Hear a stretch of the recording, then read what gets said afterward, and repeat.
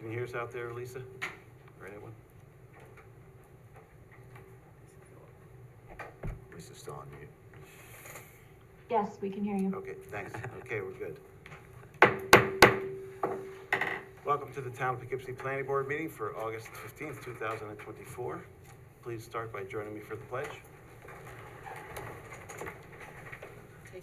Pledge allegiance to the flag of the United States of America and to the republic for which it stands, one nation, under God, indivisible, with liberty and justice for all.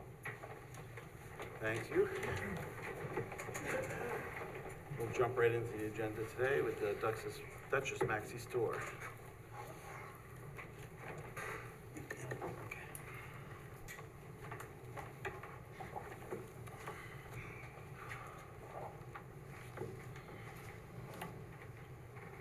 I see Amy online, is she? It's not her. Not in this one, okay. No? What's that? Never mind. Oh, okay.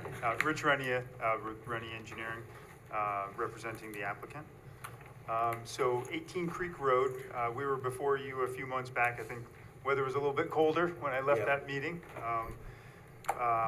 Then there was a redesign done. There was some discussion about doing a full SWIP and maybe making it bigger. So there was a redesign done with a full SWIP, actually enlarged the project. That was submitted. Consultant comments were gathered on that. Then the applicant, based on those comments, changed his mind and decided he wanted to go back to the Downsize. kind of the downsize plan. So we're back now with a new version of a downsize plan, but that version, or this new version, tries to incorporate the comments that were brought about over the last couple of rounds. And now we have some new comments as well. But I'll just do the quick rundown on this. So it's 18 Creek Road. Existing parcel, it's 2.6 acres. It's zoned heavy industrial. There's an existing building there now, and that's a little over 9,000 square feet. It's an existing concrete block building. It's currently used for equipment repair and vehicle restoration. There is an addition, in the new plan, there is an addition proposed to that building and to the end of the building that's closest to the road. And I'll point at everything in a second, just so you have an idea on the site.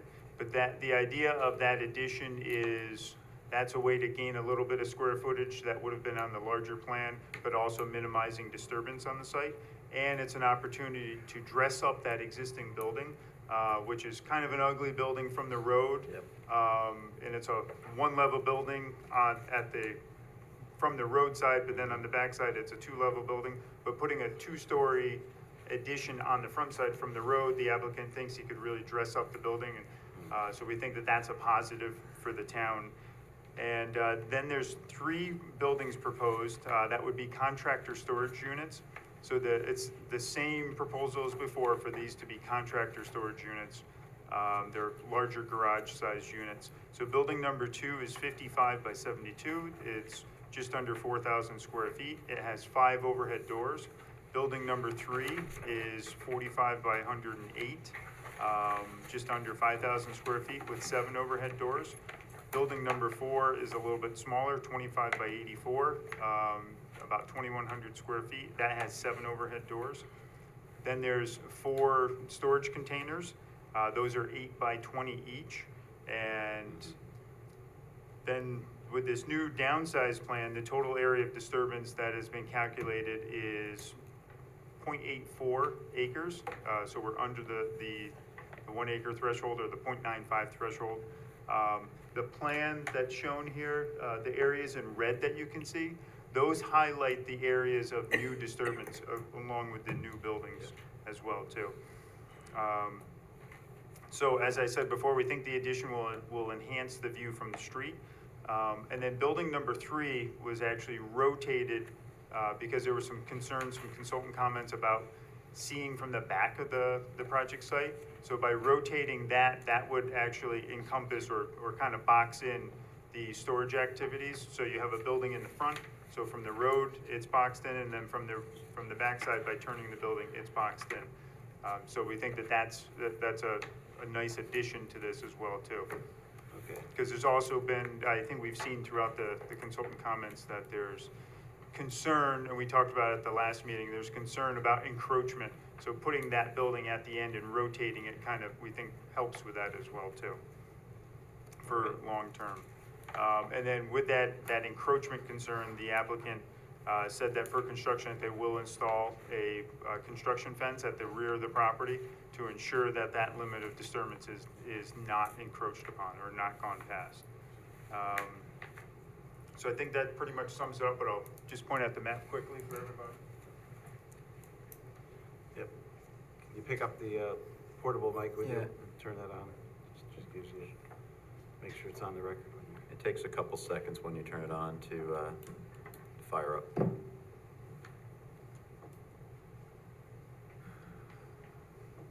right, got a green light. Okay, Creek Road is here. The existing building, the 9,000 square foot building is here.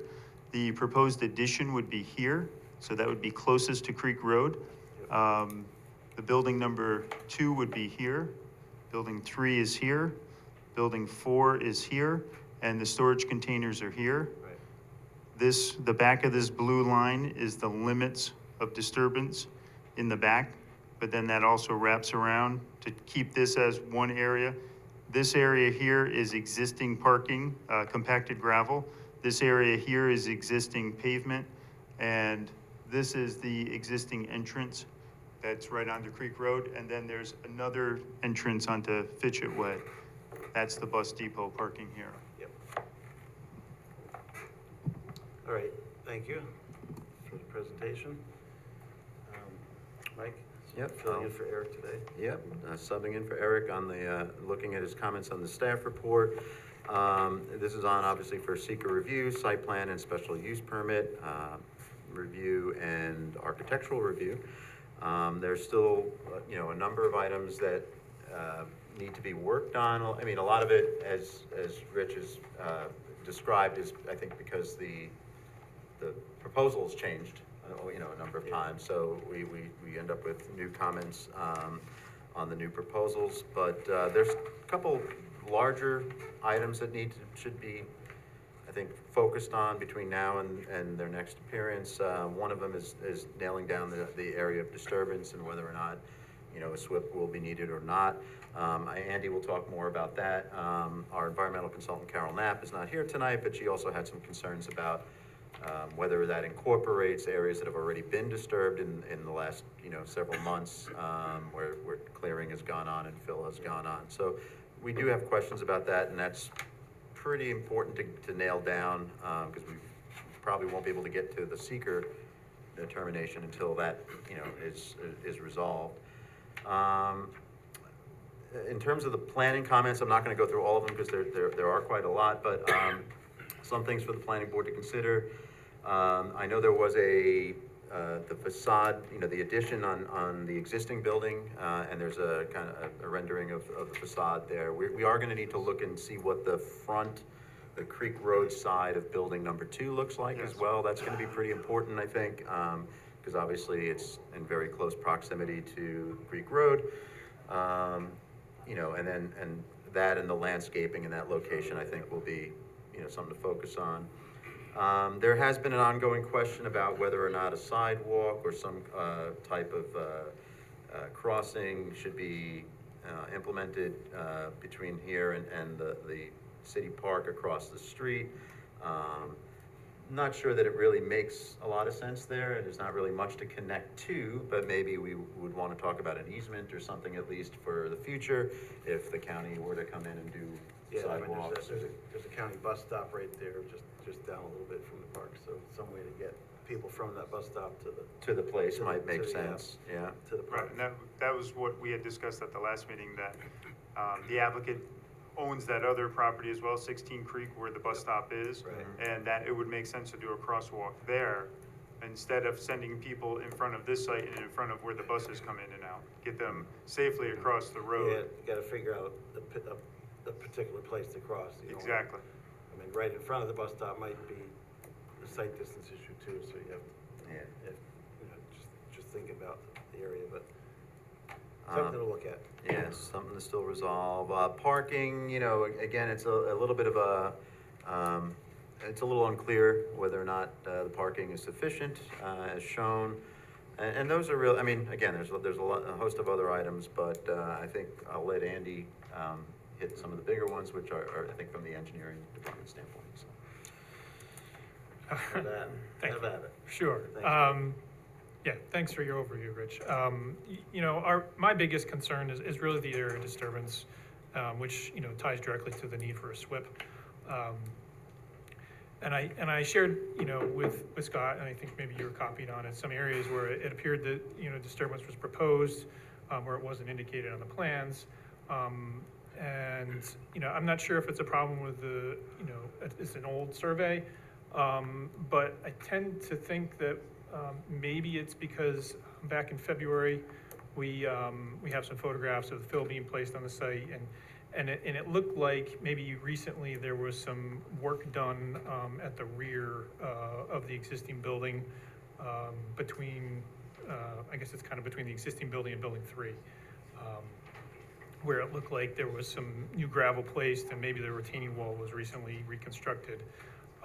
So I have some concerns about that and whether or not that needs to be tied, you know, included in the area of disturbance.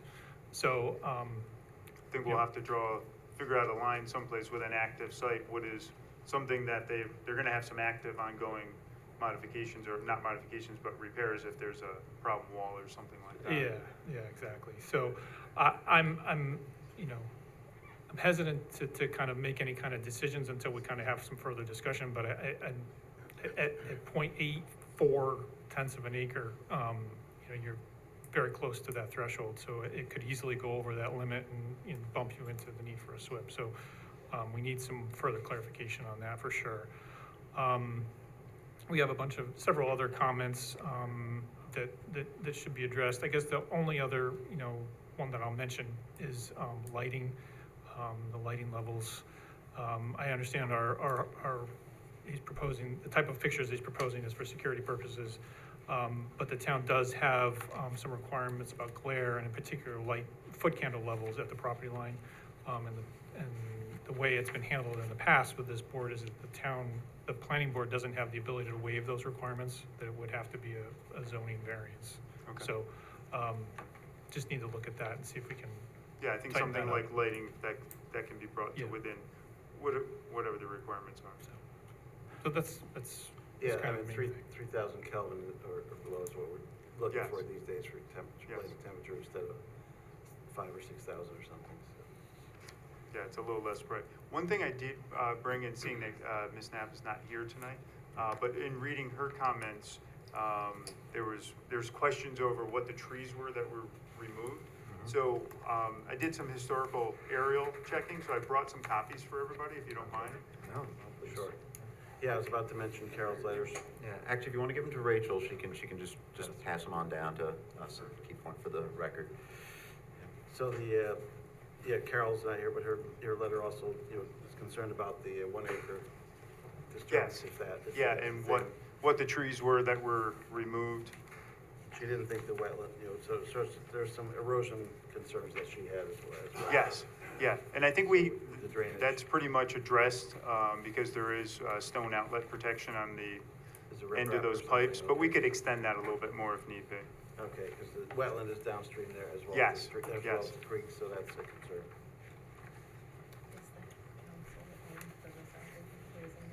Yes. Thanks for the aerial photos, that'll help us look at Yeah, stuff. so what I did on these, I went back to the year 2000. I took a quick look at 1970 as well, too, and 1940. A little blurrier. Yeah, a little blurrier, definitely. There was first a building there in 1940, coincidentally. But in the first picture that you have, the year 2000, you can see in the back there's a track of some sort. Yep. So somebody had a little, I don't know if it was motocross or it was something, but that whole area was open. And there was no trees there. So then if you flip to 2004, you can kind of still see it's the outline of the track, Yeah. the grass. You can see a lot of debris and junk on the site as well, too. And then if you flip to 2009, you can see the back, there's even less trees, but it's mainly weeds, is my guess is what it kind of looks like. Got but overgrown, yep. but no trees. And then in 2013, there's a little bit more vegetation. And then in 2016, you see the start of some saplings, you know, some undergrowth type of brush. Because seeing those comments, one of the things that I did do was ask the applicant, well, what did you cut? And he had stated that everything he cut was brush and it was smaller sized trees, so he wasn't cutting anything large. So he just basically cleared out that area that back in 2000 was lawn and a track.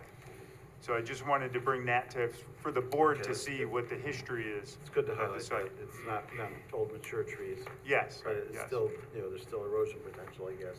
And I think it's still, I mean, the other question, and Andy, maybe you can help, you know, I don't know if that counts, I think that counts as disturbance still, even if, it maybe speaks to the fact that the trees weren't old and don't need necessarily to be replaced, but that area was disturbed in order to uproot and Yeah, I mean, take down all those. it depends on if they were just cut. They were or cut. if they, you know, if the roots were actually pulled. I mean, pulling the roots out, that's disturbance. Just Yeah. cutting the trees themselves is not. Some of the pictures that Carol included in her, with her letter seem to show, you know, the roots and the whole 9 yards, so.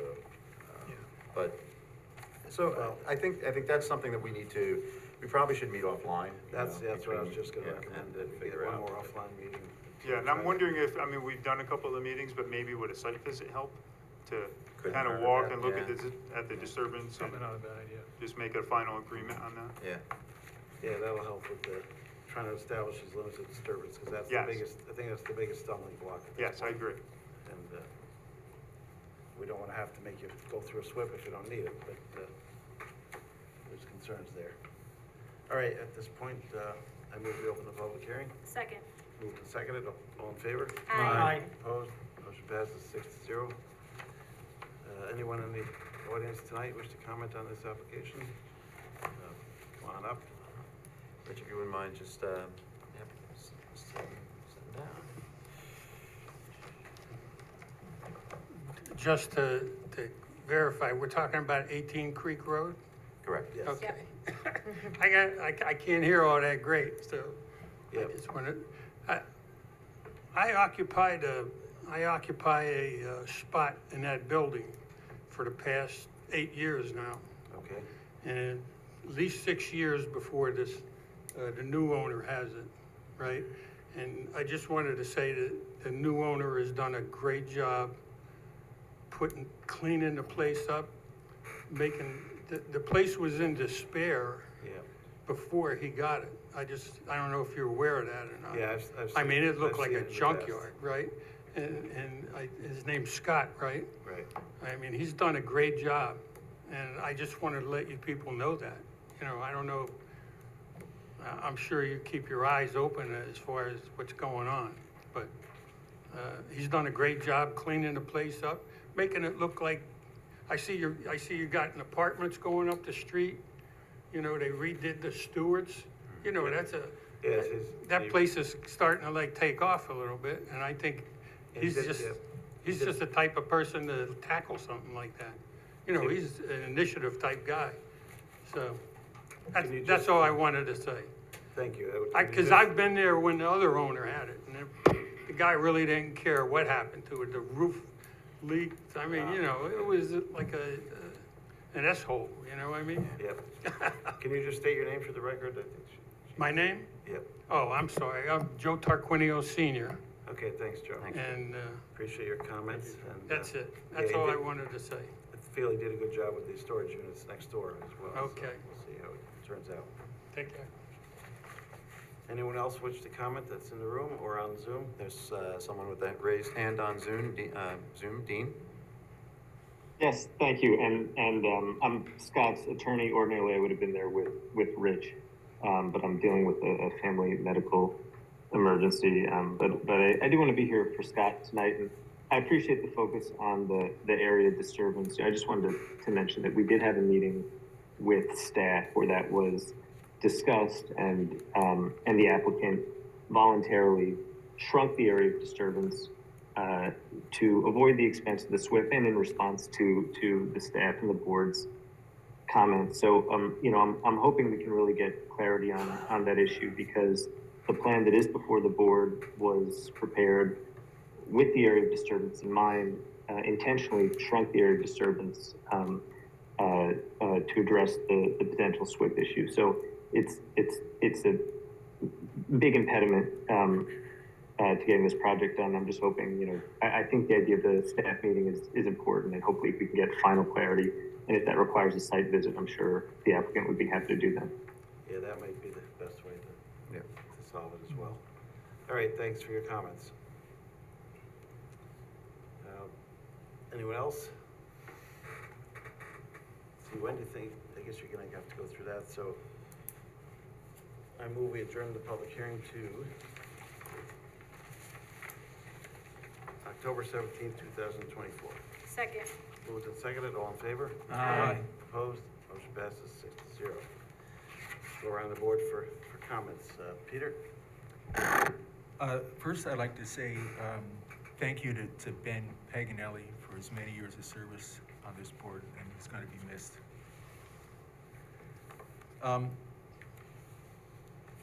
It's my understanding that the tipping point for the area of disturbance is 0.95 acres. 0.95 acres is 41,468 square feet. According to the site plan, the area of disturbance is 0.84 acres, or 36,732 square feet. That's a delta of 4,736 square feet. This is like deja vu all over again here.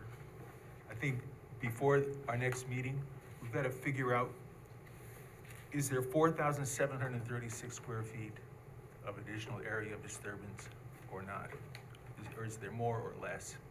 That's all I'm asking. I'm begging you. Thanks, that's all I have. All right, thanks. Anything, Sharon? No. Steve? Rich, just one question. You refer in some of the buildings, repair spaces. That's just to store stuff? You're not gonna do any repair work in other than the main building? Correct. The other units, the intention is for contractor storage. So contractors could park their vans, they could park their equipment inside, they could store materials. There's some contractors that want to go out and buy large lots of materials or something that they can get a buy on, and they need a place dry to keep it. Or say it's a landscaper that needs a spot to be able to park all of their equipment. Maybe they have their lawnmowers, but maybe they have a ditch witch, or they have all this equipment that we really don't want parked in their neighborhoods or in their yards. Yep. So that's the idea of these storage units, that they can buy one or multiple ones, whatever they need. And that's why they're all bigger.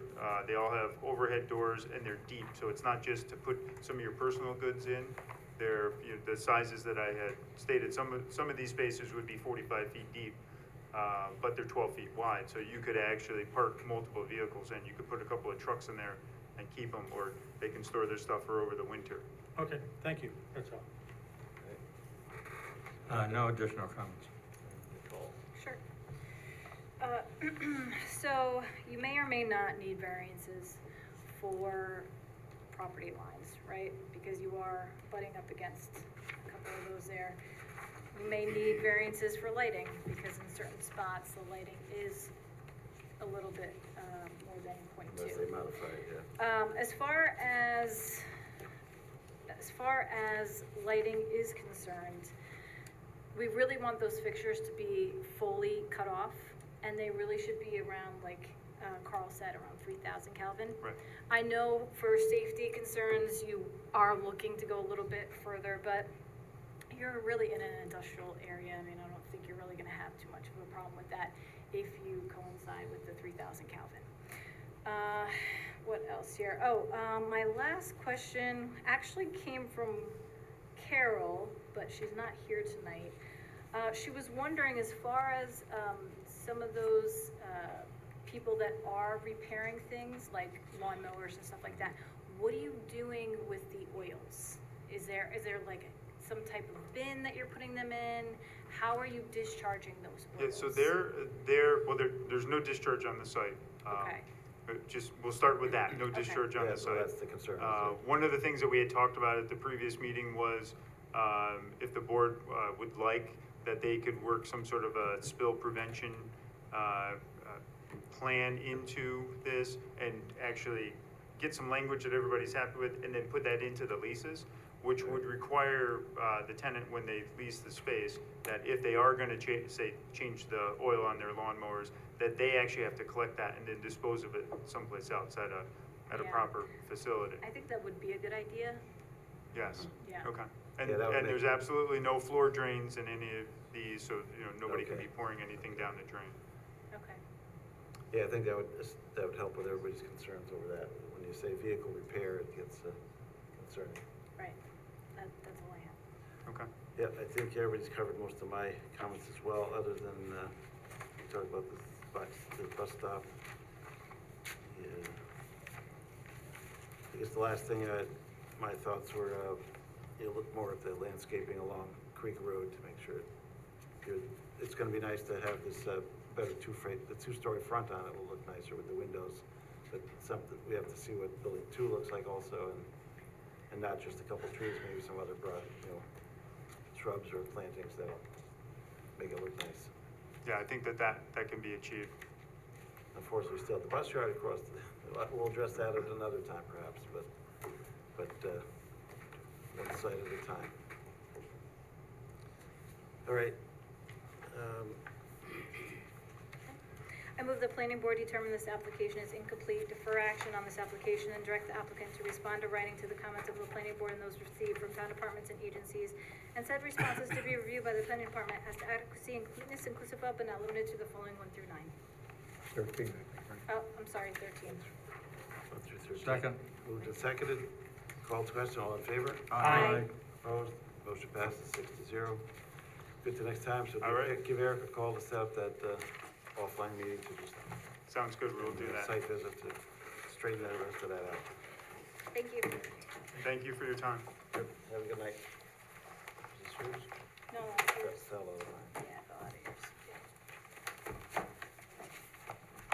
All right, Habitat for Humanity. Hi, Amy Hi. Bombardieri for Habitat. Yep, How are you all? now I see Amy.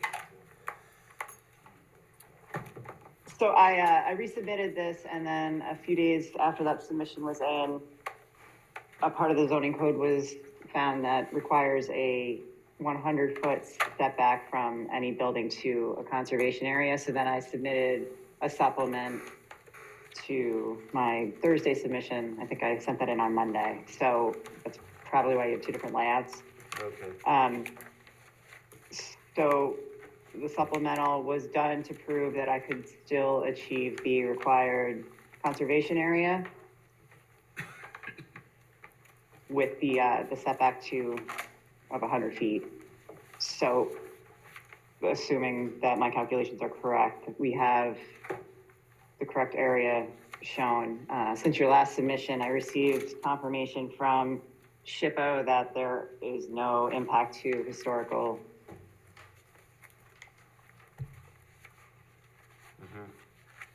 Central Hudson. I've been working with Central Hudson to try and get the easement for the grading. I have gotten correspondence back and forth with them, but I don't have anything confirming that they will allow it or won't allow it. okay. The revised layout, in some of the lot areas, there's portions of the parking for the driveway is shown in the yard setback. I think I can arrange that so that that won't require a variance.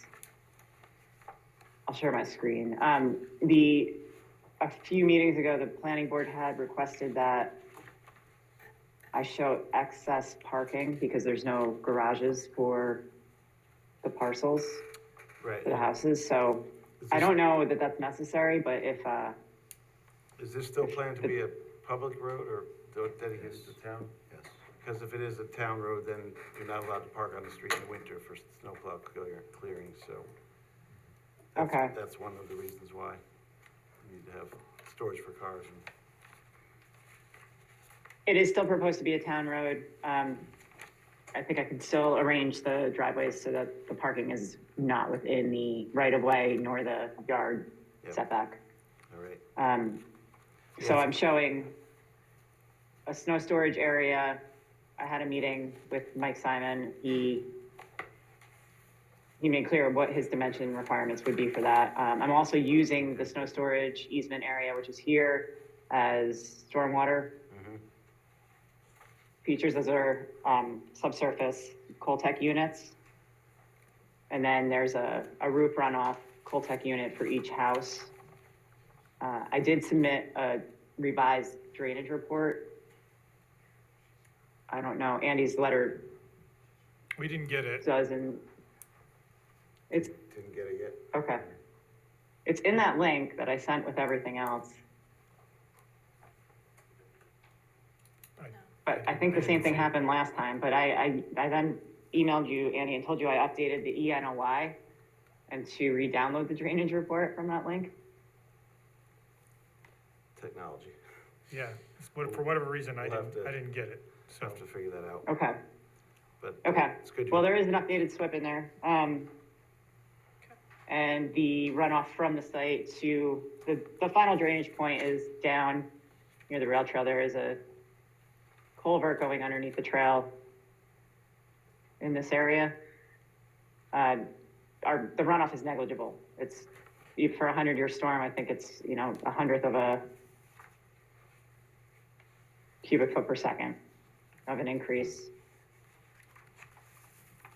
Right, it's a tough site with the grading and everything. It is. It is a tough site, yeah.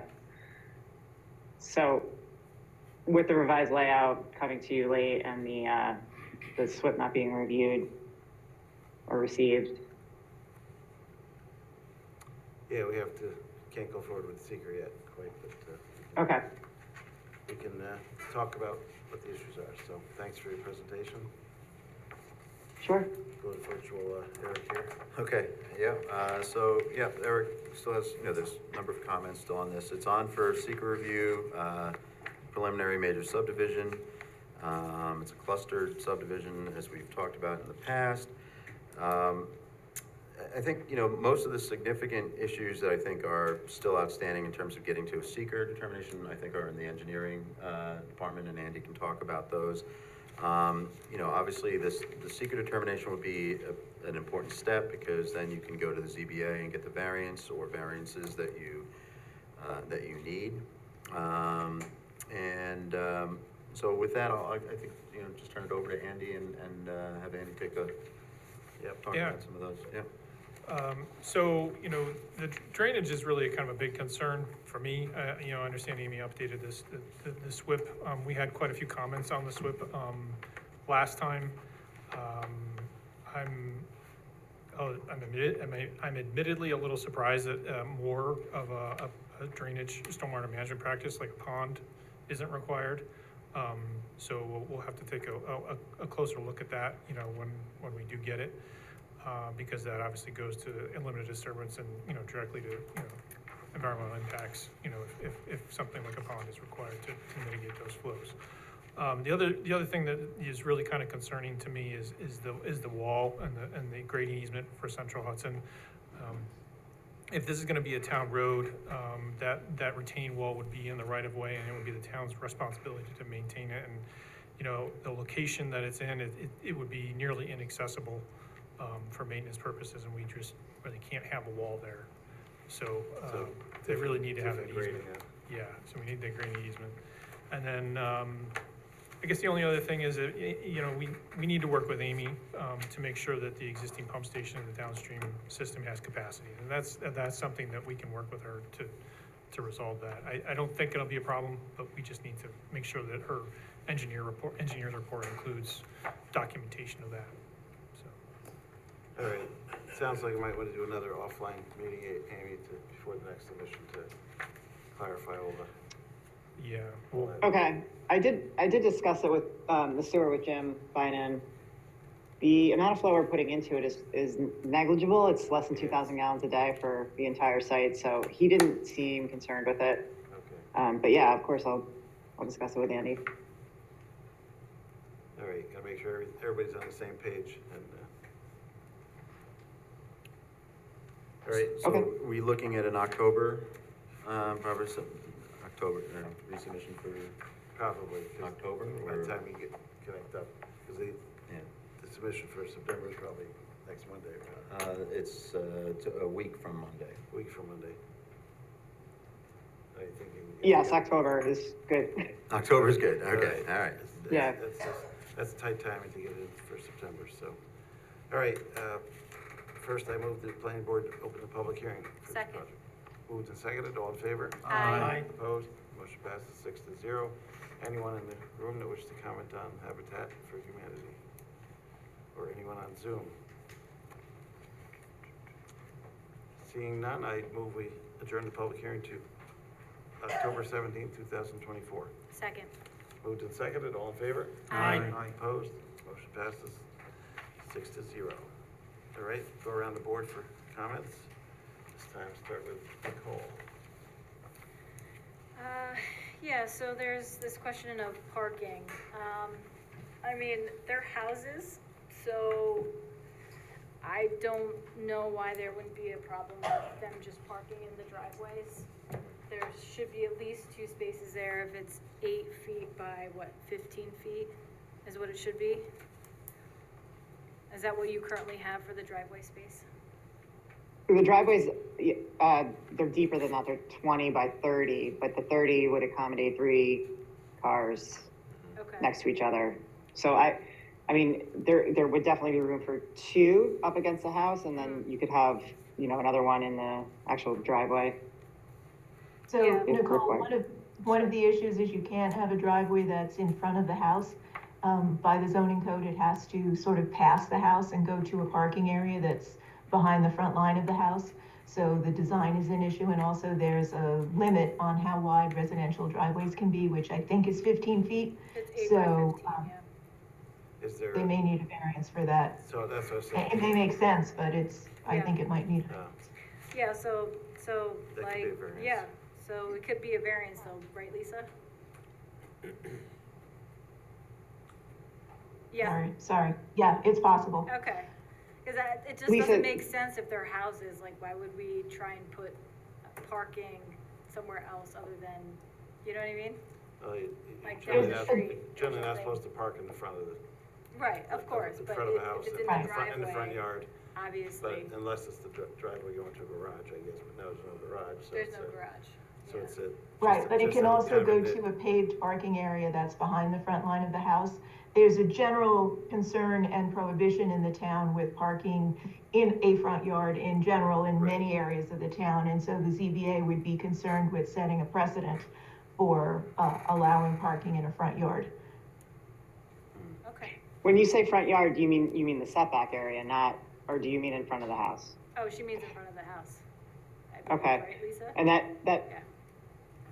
Right, I think the language is something like you're not allowed to park in a front yard unless the front yard is crossed by a driveway that goes beyond the front line of the house or the front, it's either the 30 feet or the front line of the house, I'm not sure which, I'll look now. And it has to go to either a parking area or a garage. And if there's not gonna be a garage, it would have to be like a gravel area on the side of the house is typically what we see. okay. All right. Can try to work through that when you meet with Eric and, get the, Yeah. if a variance is not likely, then we'll have to figure out the design there.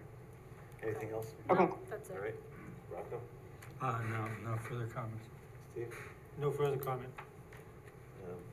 Sharon, No further comment. Peter? Habitat for Humanity is a treasure for our community. Others have tried to do something with this site. They had seen plans before from other applicants. My advice to you is, before the next meeting, fill in the blanks, and help us help you to move the project forward. Amy, just for the reference, it's 210-192Q is the reference, and it's subsection 1 of that, and it says, parking or storage of motor vehicles in the front yard of any property in a residential district is prohibited unless the front yard is crossed by a driveway extending through the front yard to a garage, carport, or properly surfaced parking area located beyond the front yard line. Okay, And it also says for fewer parking spaces, which I think these would be as single families, the driveway shall not be less than 8 or more than 15 feet in width. So if that's the you're- actual driving portion Driveway. though, right? Right, Yeah, Well, not the there- parking. right. Right, but it's supposed to go through, the driveway is supposed to go past the front line of the house. So if you're planning to have anything wider than 15 feet in front of the house, that would be part of the driveway. So it Okay, may got be it. that you need a interpretation from the ZBA for that, or a Okay. variance. Yeah, Thanks, Chrissy- Lisa. Chrissy should be able to look at that too, yes. Yep. She's All right. been involved. All right, thanks, Lisa, and, I think we're good, got our comments for now, do the offline meeting and try to square up the rest of the issues, and we'll try not to have you come back until we get, don't want you to keep coming back until you can save some money. As I agree with Right. Peter Habitat's a great, service, and we want to make sure all the dollars go into the houses as much as possible. Okay. I move the planning board defer further action on this application as incomplete and direct the applicant to respond to writing to the comments of the planning board and those received from town departments and agencies included but not limited to the following 1 through 11. Second. Moved and seconded, all in favor? Aye. Opposed? Motion passes 6-0. All right, good luck again. We'll see you in Thank October. you. Thank you. Look, Amy.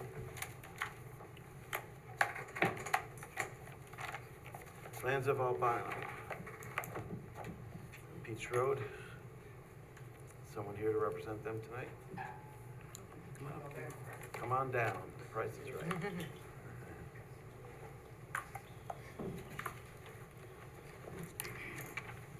Good evening. Welcome Keith back. Albano here, the owner of 40 Peach Road with Yeah. the subdivision. So, yeah, what do you think to say about it? You scaled it back from the 3 lots? Scaled it back to due the to 2 lots? the driveway issues wasn't gonna work out. Yeah, it was For the one. hitting the wetlands as well as the slopes. The slopes, everything included. Okay, it's looking better. Anything? Yeah, so this is now a minor subdivision, without that third lot, it's really very straightforward. We have virtually no, just a few minor comments that are, for, revisions on the plat, but, that's about it. You have a neg deck in your packet, and, I don't know if Andy has any comments on this one still? I have a few minor comments, Yeah, but but- nothing worth noting. Yeah, the major comments dealt with that third lot with the. That was the steep problem slopes lot. and the That was the wetlands, so- issue, correct. So our wetland consultant is fine with this too now. So we'll move forward with, I move we open the public hearing. Second. Moved and seconded, all in favor? Aye. Opposed? Motion passes 6-0. Anyone in the audience or on Zoom that wishes to comment on the Albano subdivision? Seeing none, I move we close the public hearing. Second. Moved and seconded, all in favor? Aye. Opposed? Motion passes 6-0. Let's go around the board for final comments. Sharon? None. Peter? I love a happy ending. Good luck. Yes. Nicole? You'll just need the Department of Health approval on that. Correct. Septic? Yep. No further comment. Steve? And no comment. Same here. It seems like a good decision to move forward. If I can get that established, so. Okay. I move the planning board determine that the proposed lands of Albino subdivision will not have a significant adverse impact on the environment and no environmental impact statement will be required for reasons set forth in the seeker negative declaration for an unlisted action dated August 15th, 2024. Second. Moved and seconded for seeker. Call the question. All those in favor? Aye. Opposed? Motion passes 6-0. Move the planning board grant conditional minor subdivision approval for lands of Albino subdivision application subject to the following. Respond to comments of the planning board and those received from town departments and agencies and set responses to be reviewed by the planning department as to adequacy and completeness inclusive of, not limited to, 1 through 6. Second. Moved and seconded for granting conditional. All in favor? Aye. Opposed? Motion passes 6-0. You're good to go. And Thank you. finish up the last couple conditions and we'll get you going. Thank you. Thanks, Keith. Yep. Marist College running track back.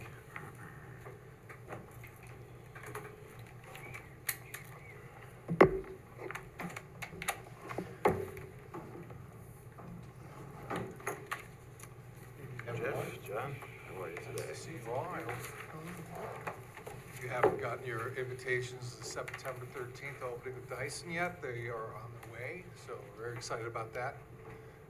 But here to hopefully wrap up our running track project. Jeff Brackett, Executive Vice President, Marist College, and I'll let Justin Boatwell, Director of Physical Plant at Marist. John Andrews, Road East Lake and Andrews, engineer from Marist on this project. All right. What has transpired since your last visit? Nothing. John, go ahead. I think since our last visit, we did get the variance for lighting. So we resolved those two matters. There were two variances. One was for light levels at the property line and the other was for pole height. We were successful in both.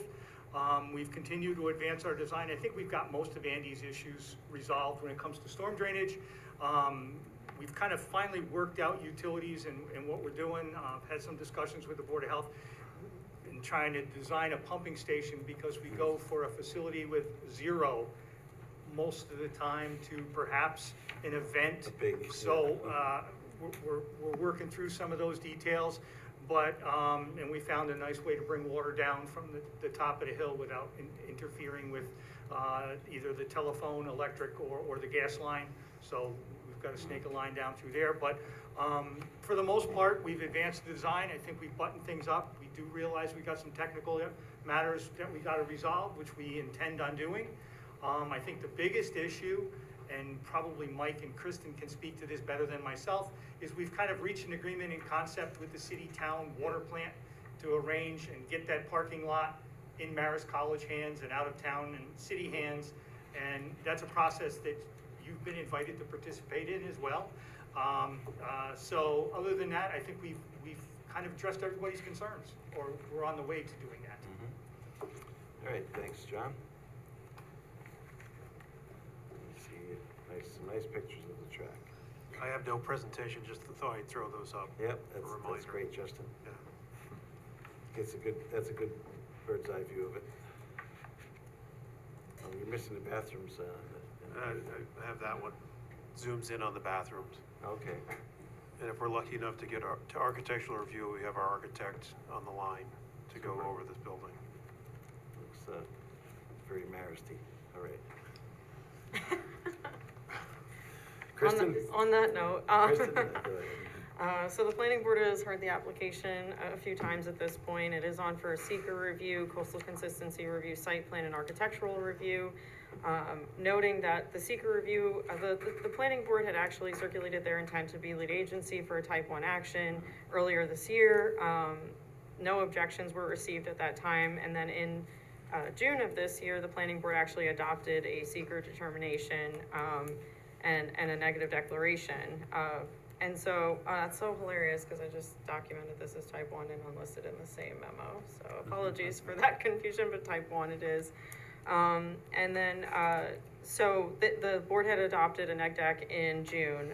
Subsequent to that, as John alluded to about the parking, the city had not previously been circulated to as part of that lead agency intent circulation. So the planning board then in July, continued their intent to serve as lead agency and circulated that intent to the city of Poughkeepsie.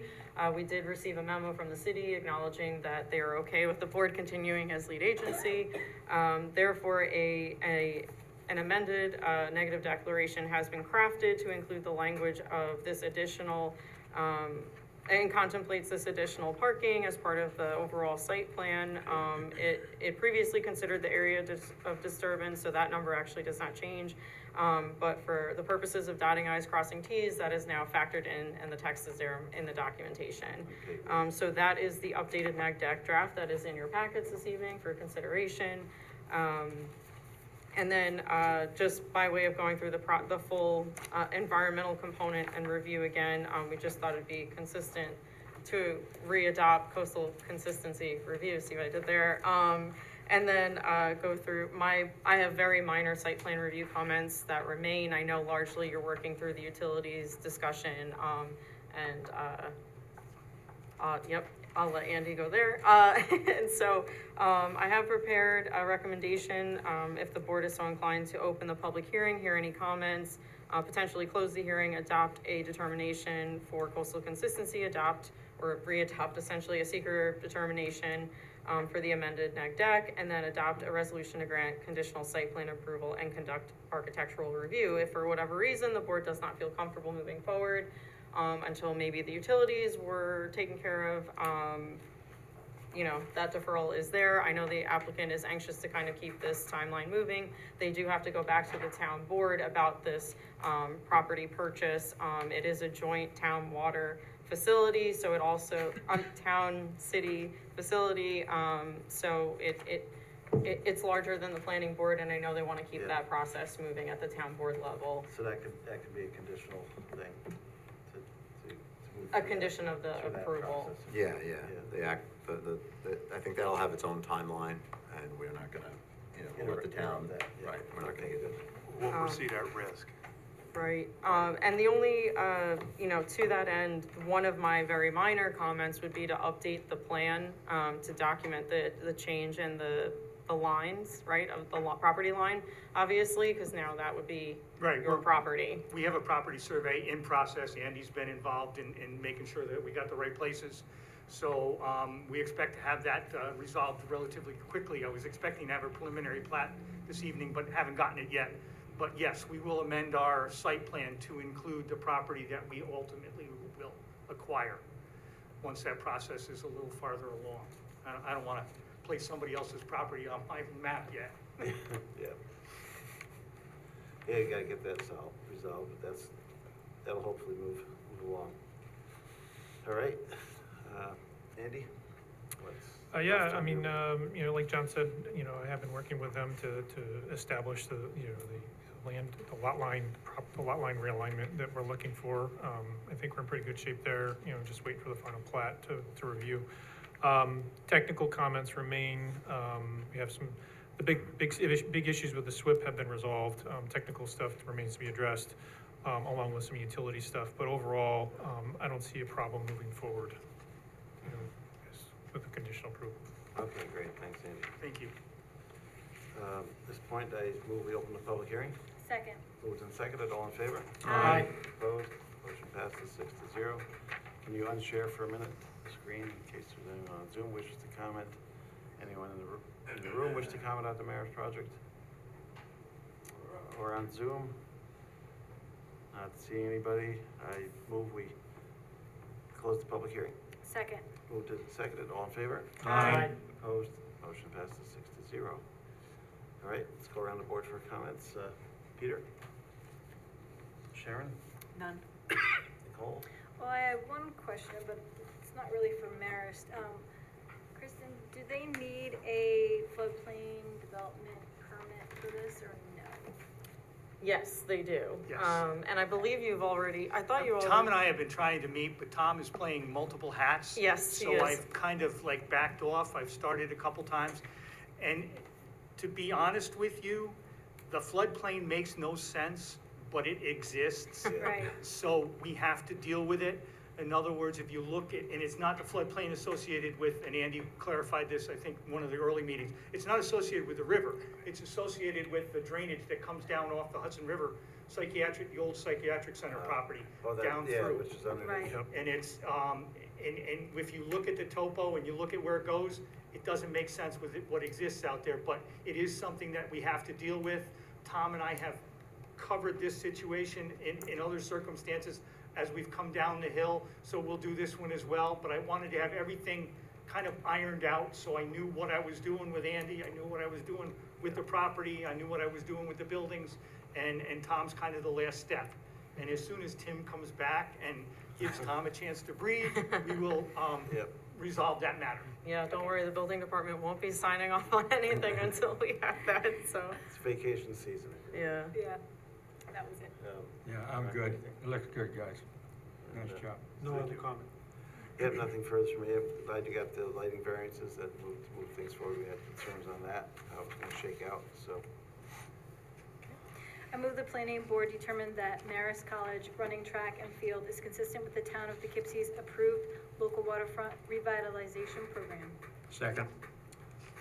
Moved and seconded. All in favor? Aye. Opposed? Motion passes 6-0. I move the planning board hereby determine that the Marist College running track and field would not have a significant adverse impact on the environment, and that no environmental impact statement will be required for reasons set forth in the amended seeker negative declaration for an unlisted action dated June 20th, 2024, amended August 15th, 2024. Second. Moved and seconded for seeker. All in favor? Aye. Opposed? Motion passes 6-0. I move the planning board grant conditional site plan approval for Marist College running track and turf field project subject to the following.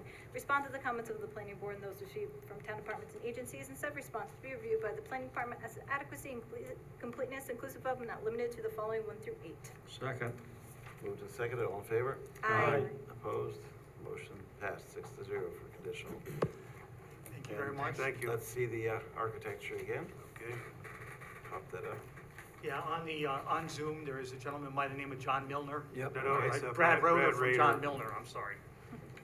All right. Oh, you just blocked him off there, Justin. Did I? Yeah, we saw him.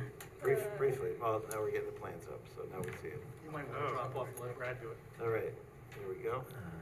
Well, Brad, I see him on my screen for some reason. Brad, can you go ahead and describe the architecture? Brad, to unmute, you have to do *6. If you're on the phone. Yep. There we go. Can you hear me? Yes. Now we Yeah. can. Great. Okay. I apologize in advance for any background noise, but, so we have two buildings, a comfort, what we're calling a comfort station that has 4, ADA restrooms, single occupant restrooms, and a central mechanical space, for the service sink and, space to service the plumbing. And then the outside, we have a public drinking fountain, accessible drinking fountain. Overall, the building's loosely based, inspired by some of the other smaller buildings on the Marist campus, specifically the historic Gardener's Cottage and Gatehouse. The roof material is an architectural asphalt shingle. The walls are a brick veneer on CMU backup. The panel doors and windows are fiberglass, and then the wood trim on the site or on the building is intended to be a poly-ash composite, like a boral type material, for ease of maintenance and limited, less frequent repainting. The other building it's very similar, but it's kind of the athletic sports building. It has one ADA accessible single occupant restroom, and then it has more space to serve the athletic activities on the running track and field. It has ice machine, hydrocollator, another service sink, and storage for water, Gatorade, water dispensers, Some first aid and so items or forth. something. And then exactly, first aid. There's an or a defibrillator located on the outside for public access. And then there's also a data room for server space for serving the Wi-Fi and other IT services. All right. And then the outside is intended to be a mirror of the other. Yeah, it looks good. Any comments from board members on the architecture? Does remind me of other buildings on the campus, up front there, toward Route 9. So, I move we accept architecture as presented. Second. Moved and seconded, all in favor? Aye. Opposed? Motion passes 6-0.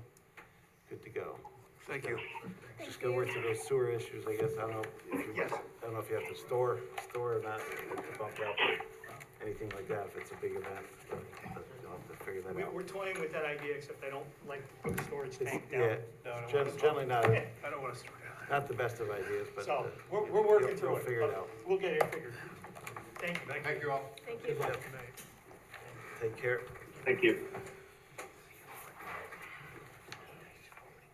Next up is 10 IBM Road, outdoor seating.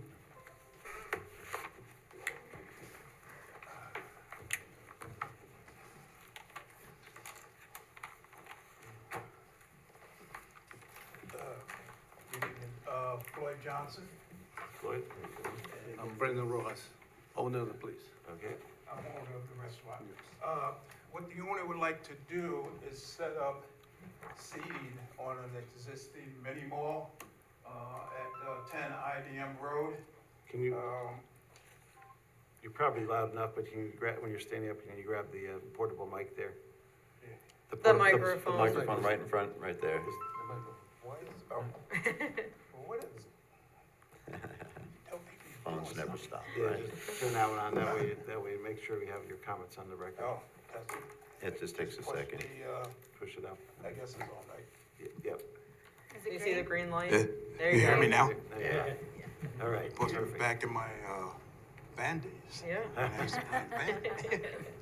So what we have is an existing mini mall, and the restaurant is on the right-hand side of it, and it has an existing patio. So the restaurant would like to set up 4 tables and 16 chairs on that patio. They're not fixed, they can take them down anytime that they want. There's no physical changes to the site that we are, proposing to do to the site. Okay. Just, do the outside seating. Pretty straightforward then. All right. Thank you. Kristen? Okay, yeah, thank you. Yeah, it's fairly straightforward. So, it's on for seeker review for type 2 action, requiring no further environmental review, and it's also on for site plan review. The comments I have are fairly minor. It's just including some of the signature blocks, like for the owner applicant to sign and then for staff to later sign when it's ready to be approved. So all that information was sent in the comments to you. And if you have any questions, you obviously could reach out. But again, some fairly straightforward comments, and I think the planning board might just have a couple of questions about, there were some kitchen materials that looked like they're kind of being housed in the corner of the property on the southwest corner. Are they you're planning to remove those? Yeah, we're gonna remove those. Okay, great, perfect. Then that answers that question. Okay, great. And then, yeah, there's just, some specific town code language about outdoor seating, right? So, for the zoning district that you're in, which is neighborhood business, there are required hours that you have to adhere to for anybody outside. No amplified music, that's prohibited. So all that, we just ask, the simplest way to do that is to just put those notes that I put in the review right on your plan. And then you're good to go. We just want to make sure that there's a means to enforce it if it were to become an issue, not that you're gonna let it become an issue. But it is on for a public hearing this evening, so I would recommend the board to open the public hearing, hear any comments, depending on if there are any comments and what you hear, have a discussion about the application. You could potentially close the public hearing, adopt a type 2 seeker resolution, and grant conditional site plan approval at this time. Okay, thanks, Kristen. Andy, anything on this for you? Just a few minor comments, looking for some clarification on ADA accessibility for the outdoor seating area, and then some clarification on whether there's any exterior lighting proposed or existing in that area. There's 2 lighting on the 2 doors that we're using, and we're only gonna be using Barry's light. Okay, That's Yeah. it. So nothing, Probably- there's There's nothing new major added. that we're then? gonna be new. doing there. Yeah, I think This it's all is 3, 4. existing right Okay. now. It's I went existing. out there, Yeah. and you also have just like strand lighting, like just, Like the Yeah. little Solid. bulb thing, Okay. bulb strings. Make it look nice. All right, thanks, Andy. I move we open the public hearing for this. Second. Moved and seconded, all in favor? Aye. Opposed? Motion passes 6-0. Is there anyone in the room or on Zoom which wishes to comment on the IBM Road seating application? Seeing none, I move we close the. Wait, hold on. Did you have a comment? You have a comment? Yeah, if, gentlemen, if you could sit down, so that, the other person can come up to the microphone, that would be great. All right, just for a minute, thank you.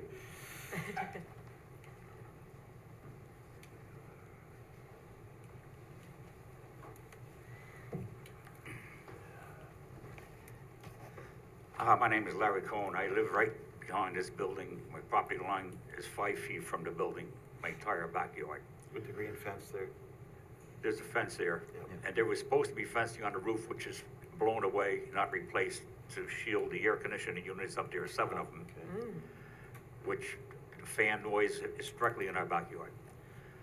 Another issue, I oppose it for a couple of reasons. Number one, way back when this building was planned, the adjacent neighbors were promised no outside dining, period. And the side door was not in the plans. Now, when the building was built, the side door appears. So at the time, you had a fireman on your board, who also installed his alarm system. And he persuaded everybody to leave the door there. We'll call it an emergency door only for fire emergency. Before long, it's an everyday door leading to a patio where there's unauthorized dining. Now, the last tenant had outside dining late into the evening with alcohol, loud chatter, loud noise. Our property is just 5 feet from the first table, our backyards. And he brought an outside smoker, cooker on a trailer and had outdoor barbecue going on. So we lose our backyard privacy. It's just noisy and it's just too close. That's why it was denied in the first place. That's my only comments. I'm Nicholas Luciano. I live directly behind them. My bedroom is right there. I can look right into the patio. And I drive, I'm a heavy haul driver. I've been up since 1:30 this morning. I go to bed at like 4 or 5 in the afternoon if I have to. My hours depend upon where I have to be in the morning. So, well, the loud music was one thing I had, and you cleared that up for me. Yeah, it's supposed to be prohibited. But just loud talking, I can hear people talking across the street, neighbors 2 doors down, I can hear them all in their yards, so, like you said, loud chatter. I have one other comment. It says outdoor seating. We know that's going to lead to tables, which he mentioned, which is going to lead to dining and alcoholic beverages out there to add to the noise problem. Period. All right. Yeah, to clarify, outdoor seating in our code, it's outdoor dining is what Right. the actual request is, yeah, Yeah. absolutely. We'll confirm with them what their hours are concerned, what they're Okay. thinking as well. All right, thank you for your comments. Appreciate it. Appreciate your time.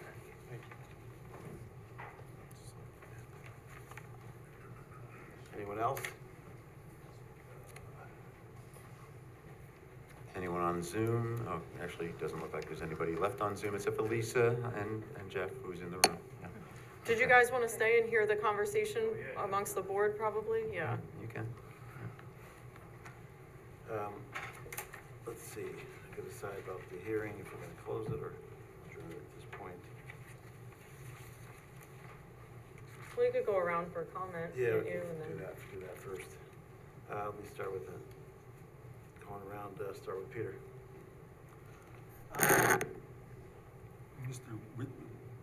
With respect to Mr. Cohn's comments about the building being constructed, I'm just wondering if there could have been a condition of approval that there was no outside dining. Do we have any way of determining that? No, that's what I know. I would build it. Yeah, I mean, we could I'm not look sure back if at prior, And I wonder about the comment about the smoker, was that an older restaurant or the same restaurant or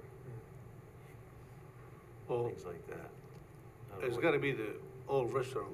We're not doing anything Okay. like that. right, so I think the There's been like- question is There's been about really, 3 or are, 4 restaurants there now. We've been there since 2022. So you're short. December You've been there for 22. 2 years. Okay, that explains it. So Right. it's not like we're just trying to open up the place. It's been Yeah, there now. we prevented a sports. And I don't bar. know if they heard any noises the last few months. I mean, we opened 11 to night, Monday, Tuesday, and Thursday. Fridays and Saturday, we're open until 10, and Sundays until 8.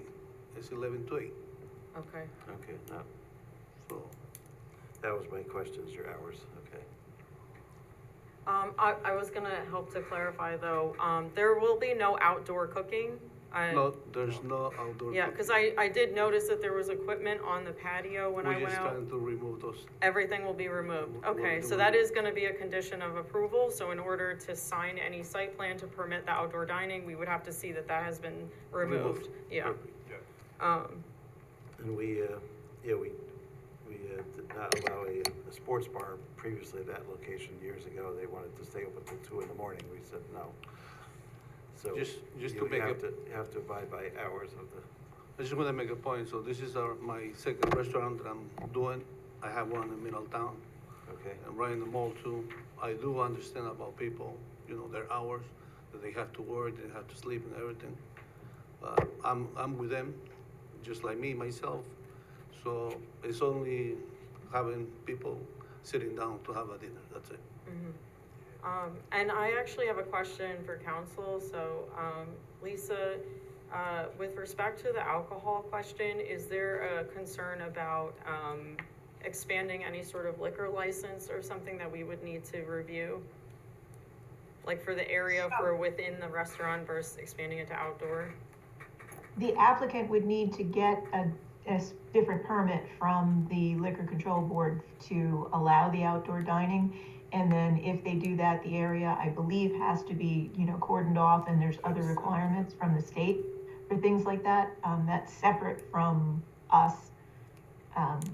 But I don't know if the applicant would be amenable to, not doing alcohol outside, or if there is plans to look at their permit to see if they can expand it to the outdoor area for the alcohol. Okay. Do you have any? There's not gonna be anything like music or anything like that. It's just basically sitting and eating and drinking. Yep. I Yeah, don't, we're just trying to keep, it is very close to the houses next behind, so we're just trying to keep that in mind.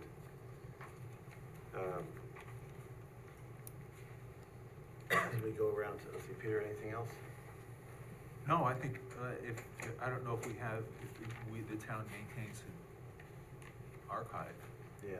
of approvals. I mean, if Mr. Cohn is correct, I think it's something worth looking at, to see if there was a condition of approval, there being no outdoor dining because of the proximity of the residential properties. And also Yeah. screening of the rooftop mechanicals may have Yeah, been I a mean, condition. We could add that as a condition. yeah, to- I mean, to we'd be correct- going back correct to that. when the plaza was built itself, right? So I don't think that outdoor seating area was constructed. It was constructed at some later date. Yeah. Because I had gone through area photographs and I saw that it was being used for outdoor dining, whether it was legal or not at the time, I don't know, this before I got here. That patio has been there since the beginning. Okay, so it was built for, okay, Okay. that's good to know. But I know that there was outdoor dining for a prior restaurant, there. It was? Yeah, I did some, aerial photographs, like Google Street View, and you can adjust the date from like 2012 to current. It was almost a nice dining. Right, that's what I'm saying, yeah, so we would have to check to see if there was any permits, like it could have been done illegally, we just, Right. no one. All I know is we were promised no outside dining. Do you remember like the time, just cause I'll dig, I'll look in the file. I might have papers at home, I didn't bring it with me, but Sure, yeah, we were at early meetings and promised this, promised that before the building was built and stipulate no outside dining. okay, Kristen, based on parcel access aerial photos, it looks like it was between 2000 and 2004. okay, thank you. So about 20 years ago. there somebody Perfect. That was when it was built.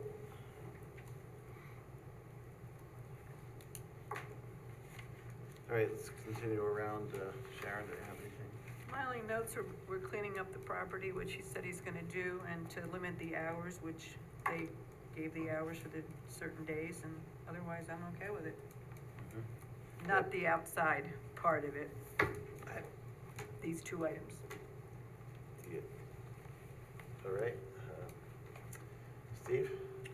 other comment. Rocco?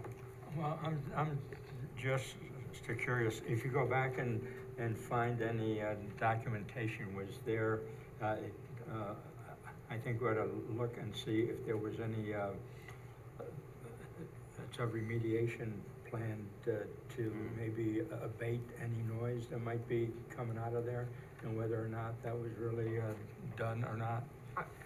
Because if not, if this gets approved, perhaps we can include that as part of the conditions of approval. Because if it is a noise issue, then there are noise. I mean, we have a noise ordinance in town. We have a noise ordinance, but in this case here, it still becomes a case of that there will be outside dining, there is noise, and then it appears that there may be some issues with the alcohol. Do you plan on serving alcohol out there? You do plan on doing that, so there has to be research done with the SLA, the State Liquor Authority, to see what type of permits you need for that. Yep. Et cetera. So I don't think we're quite there yet.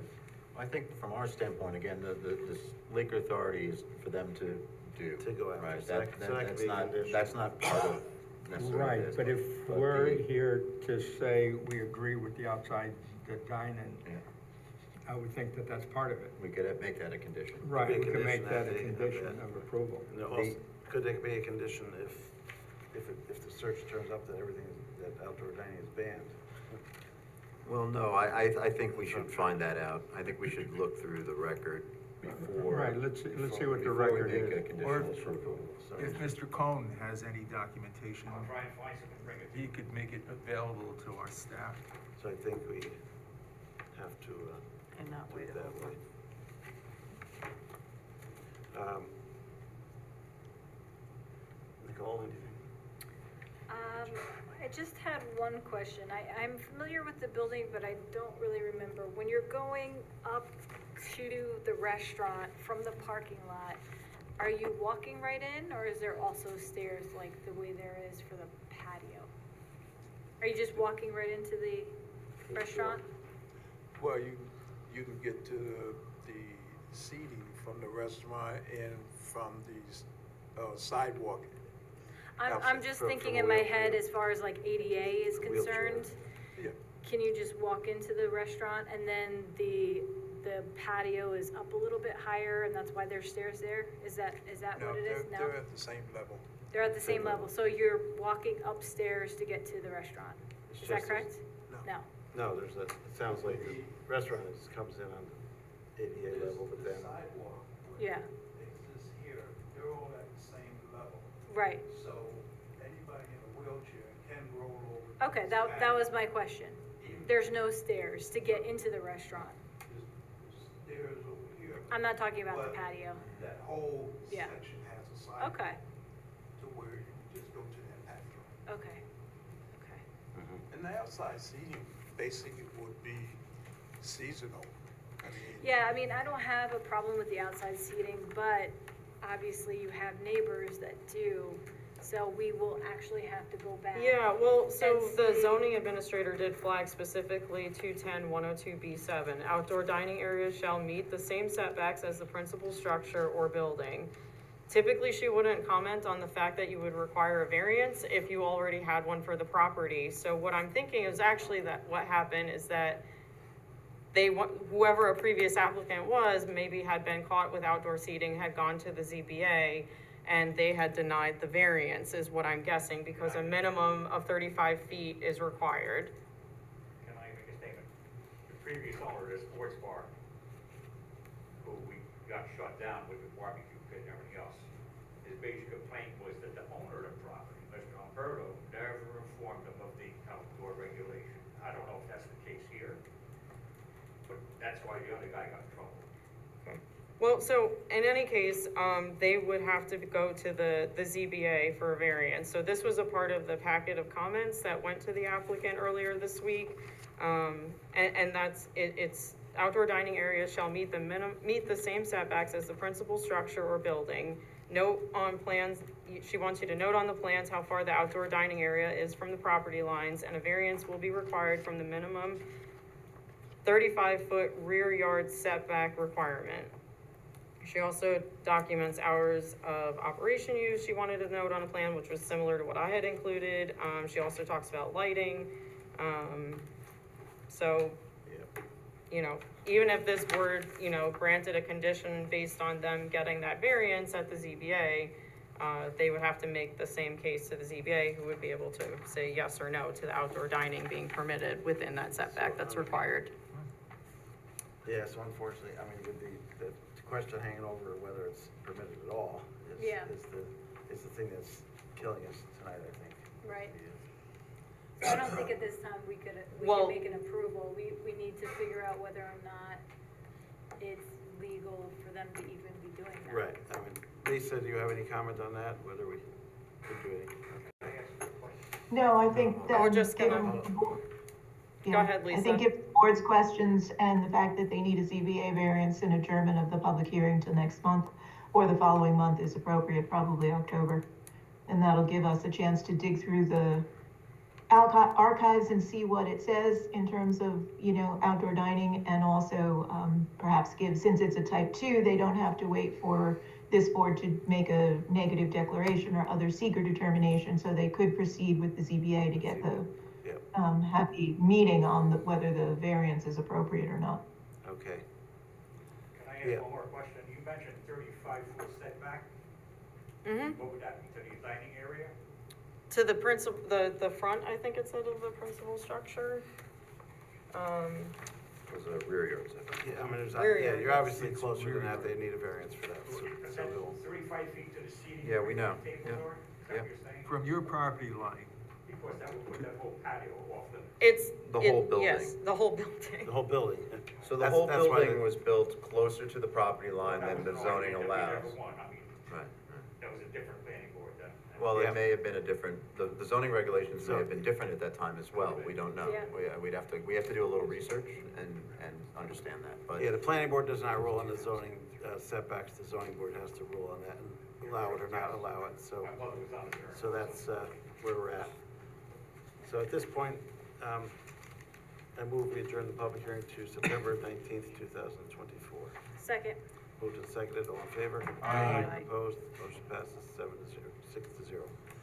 So that gives you over a week to try to figure this out. If it can't be figured out within that week and resubmit, then Well, I won't be here, but. then it'll have to be a Good luck. little bit longer. Okay. But, and get to the ZBA to figure out on the setback, unfortunately. It is a tight space. Okay. All right. I move that the planning board defer further action on this application and direct the applicant to respond to comments in writing of the planning board and those received from town departments and agencies, included but not limited to the following 1 through 9. Second. Moved and seconded, all in favor? Aye. Opposed? Motion passes 6-0. All right, thank you. Unfortunately, we need to figure it out first. Thanks. And you're I don't- in better I don't shape know than the what they're sports bar. showing. The sports bar had long hours and all that, but we need to figure out what the original thing says. We do have to confirm whether or not there was a condition. That's the only thing. Yeah, can't wait to go through those records. All right, we have some adjournments. I just. 8 forget Tucker it. Drive, I move we, planning board adjourn the public hearing to September 19th, 2024. Second. Moved and seconded, all in favor? Aye. Opposed? Motion passes 6-0. 68 Van Wagner Road, I move the planning board adjourn the public hearing to September 19th, 2024. Second. Moved and seconded, all in favor? Aye. Opposed? Motion passes. Beacon Residential, I move the planning board adjourn the public hearing to September 19th, 2024. Second. Moved and seconded, all in favor? Aye. Opposed? Motion passes. Casper Hill South Road, I move the planning board adjourn the public hearing to September 19th, 2024. Second. Moved and seconded, all in favor? Aye. Opposed? Motion passes. Right, there's that. Sure. Extra space self-storage. I move the planning board adjourn the public hearing to September 19th, 2024. Second. Moved and seconded, all in favor? Aye. Opposed? Motion passes. Locust Grove Crossing, I move that the planning board adjourn the public hearing to September 19th, 2024. Second. Moved and seconded, all in favor? Aye. Opposed? Motion passes. Manor Hill, I move the planning board adjourn the public hearing to September 19th, 2024. Second. Moved and seconded, all in favor? Aye. Opposed? Motion passes. Metro Roof Supply, I move the planning board adjourn the public hearing to September 19th, 2024. Second. Moved and seconded, all in favor? Aye. Opposed? Motion passes. Salt Point Center, I move the planning board adjourn the public hearing to September 19th, 2024. Second. All in favor? Aye. Opposed, sorry. Motion passes. Spark Car Wash, I move the planning board adjourn the public hearing to September 19th, 2024. Second. Moved and seconded, all in favor? Aye. Opposed? Motion passes. Washco Car Wash, I move the planning board adjourn the public hearing to September 19th, 2024. Second. Moved and seconded, called to question, all those in favor? Aye. Opposed? Motion passes, 6-0. All right, thank you. This time I move we allow public comment on other items on tonight's agenda. Second. Moved and seconded, all in favor? Aye. Opposed? Motion passes, 6-0. Anyone wish to comment on any remaining agenda items? Come on down.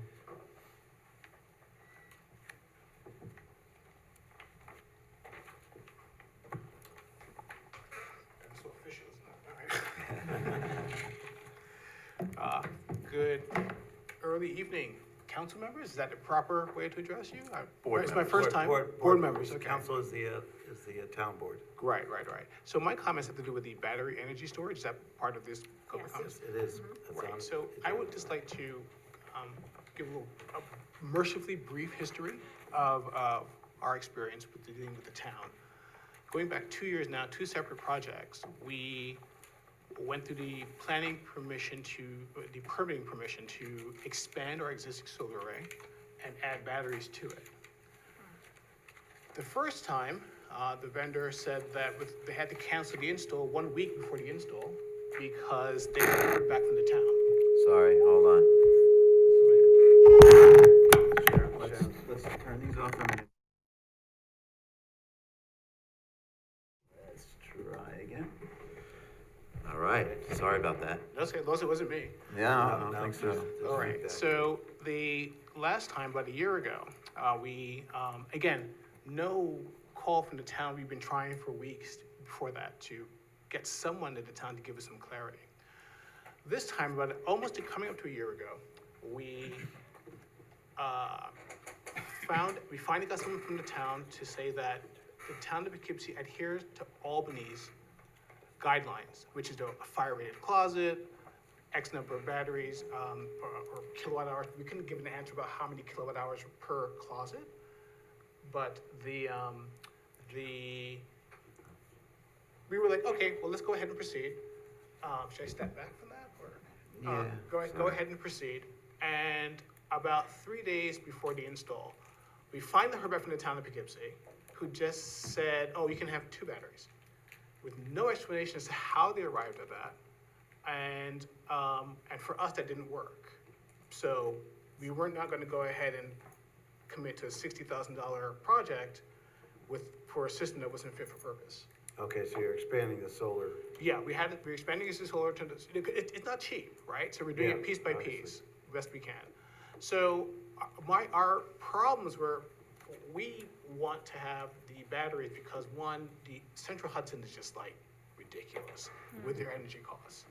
And you know what, I'm not angry at Central Hudson. It's a company exists to make money, good on them, but I don't think I should have to be the one to help them, all the time, carry them over the goal line for their quarter.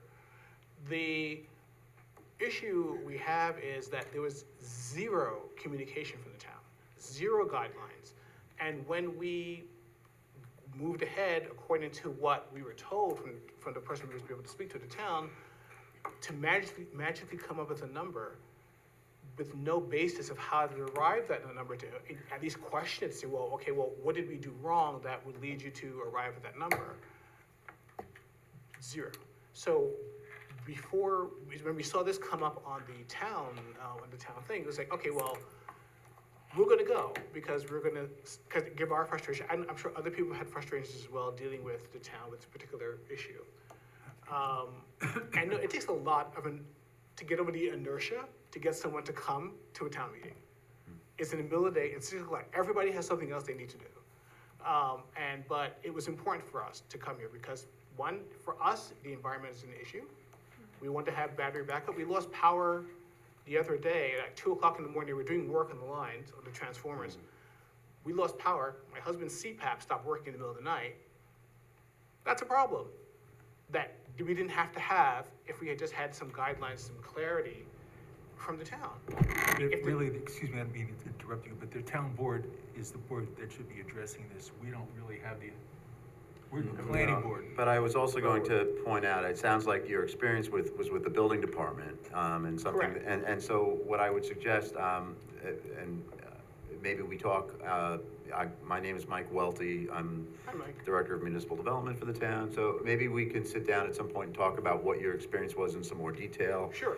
I guess, It is new technology, I know the building department is, like everybody else, is getting up to speed on some of these, some of the requirements and so forth. Let's figure out what happened and how we can correct that. Right. And I'd be happy to do that. Yeah, so my question was anything that we're ruling on tonight with the new regulations, For help home with that battery issue. energy storage, which is what we're talking about here, what the local law that's being proposed now, that the town board is considering, would really refer only to what the state building and fire code requires. Right. So that law isn't going to change that.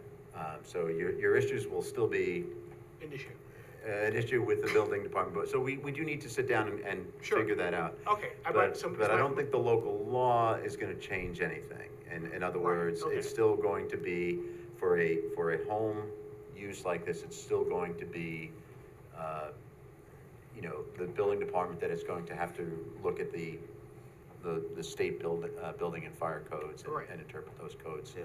accordingly. Okay. Well, yeah. well, So, all right. so that sounds good. I suggest getting offline. Okay, that's fine. That's great. I saw it on the agenda. I was like, oh, wow. Absolutely. Finally. no. Okay. Yeah, Great. there's a We're little bit- glad you're here. It's there's a little- it's not a problem that you're here, at No, that's all. fine. I just wanna, I don't think it's this local law that the town board That is applies. considering Right. that, applies. The planning board tonight is actually just making a recommendation about that local law to the town board. Ultimately, the town board is the one that is gonna vote on it. Right. Okay. Probably in September. They have a public hearing scheduled for September 4th.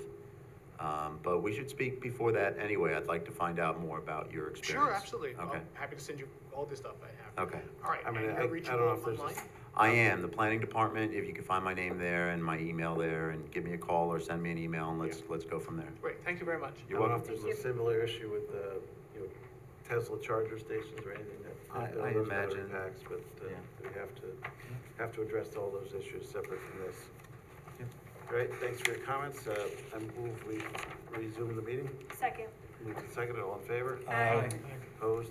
Motion passes 6-0. Eastdale Village, I see Jeff in the room. Amend the amendment. Good evening, Mr. Chairman, good evening, board. Yes, Jeff Kane, representing Eastdale Village. Share my screen here.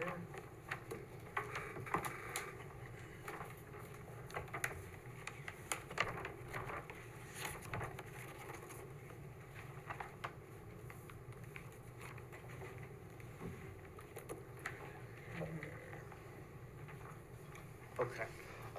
Again, thank you. We're here really amending the a prior submittal, the 26th amended plan.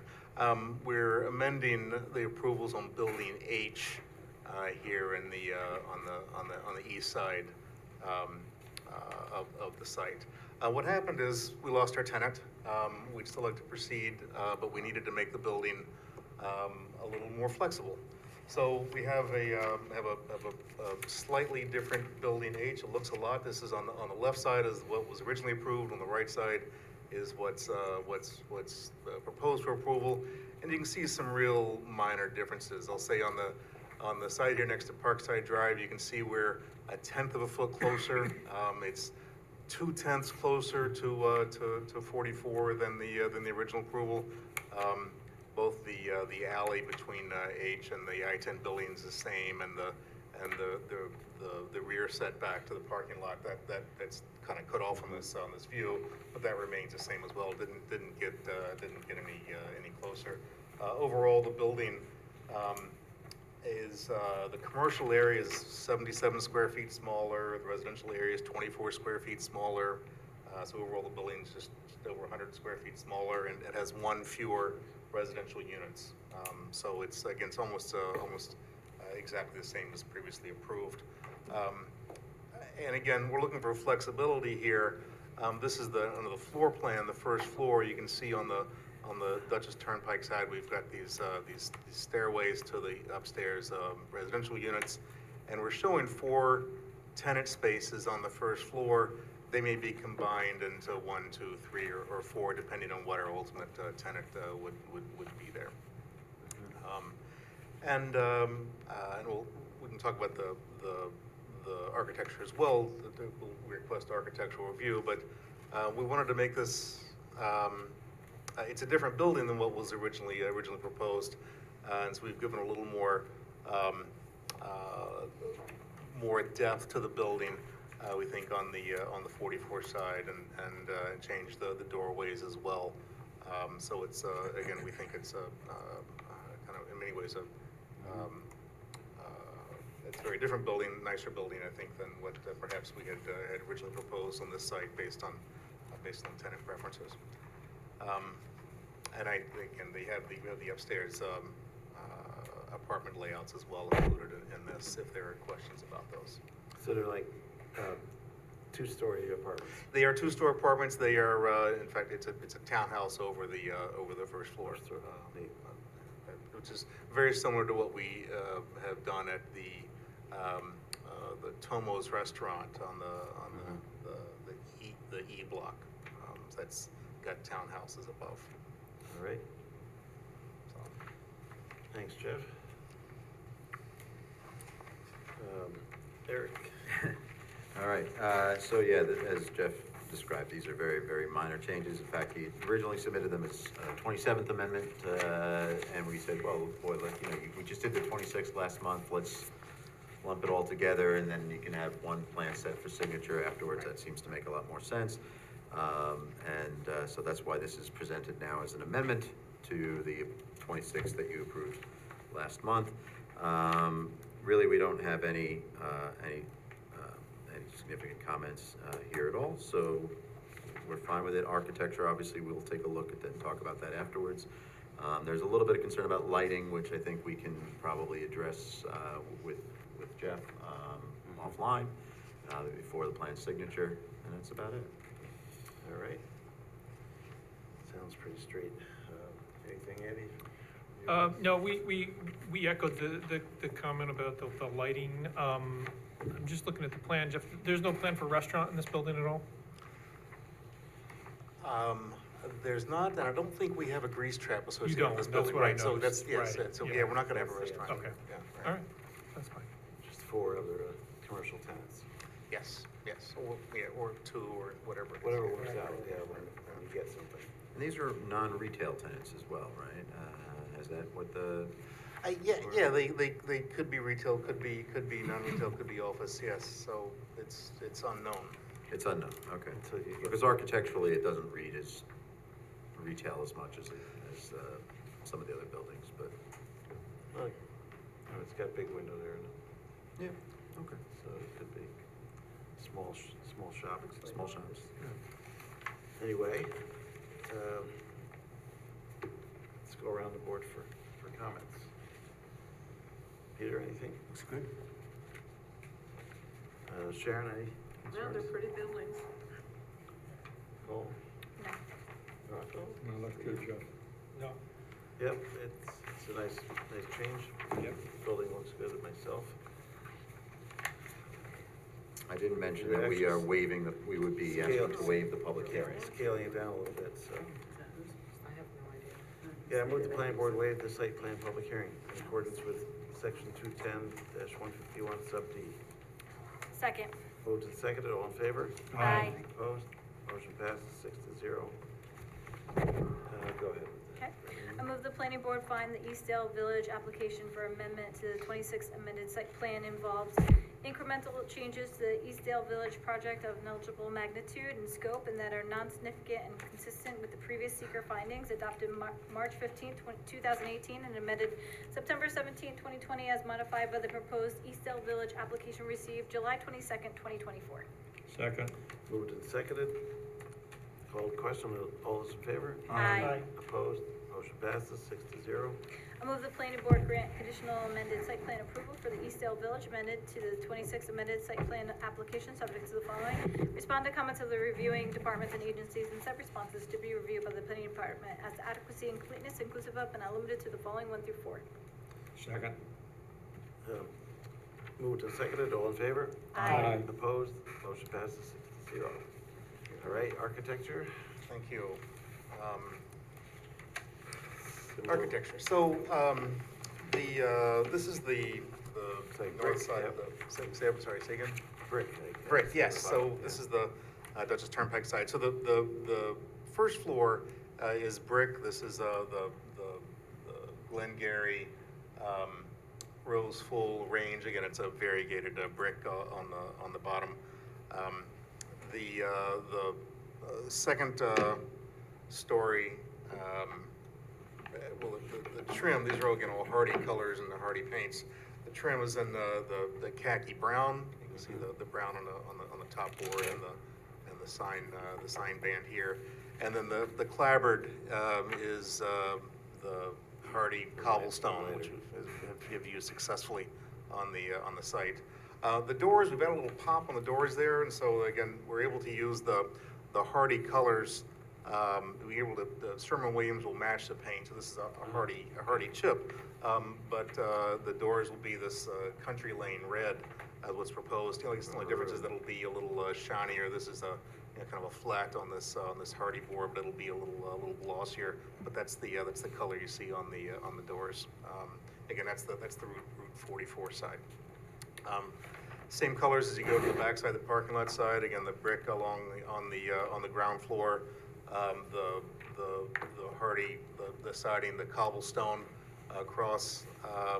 There are actually, you can see here where the smaller windows are. This is the stairwell and bedroom. So there's a hardy, actually flat panel there. It looks like it provides some relief.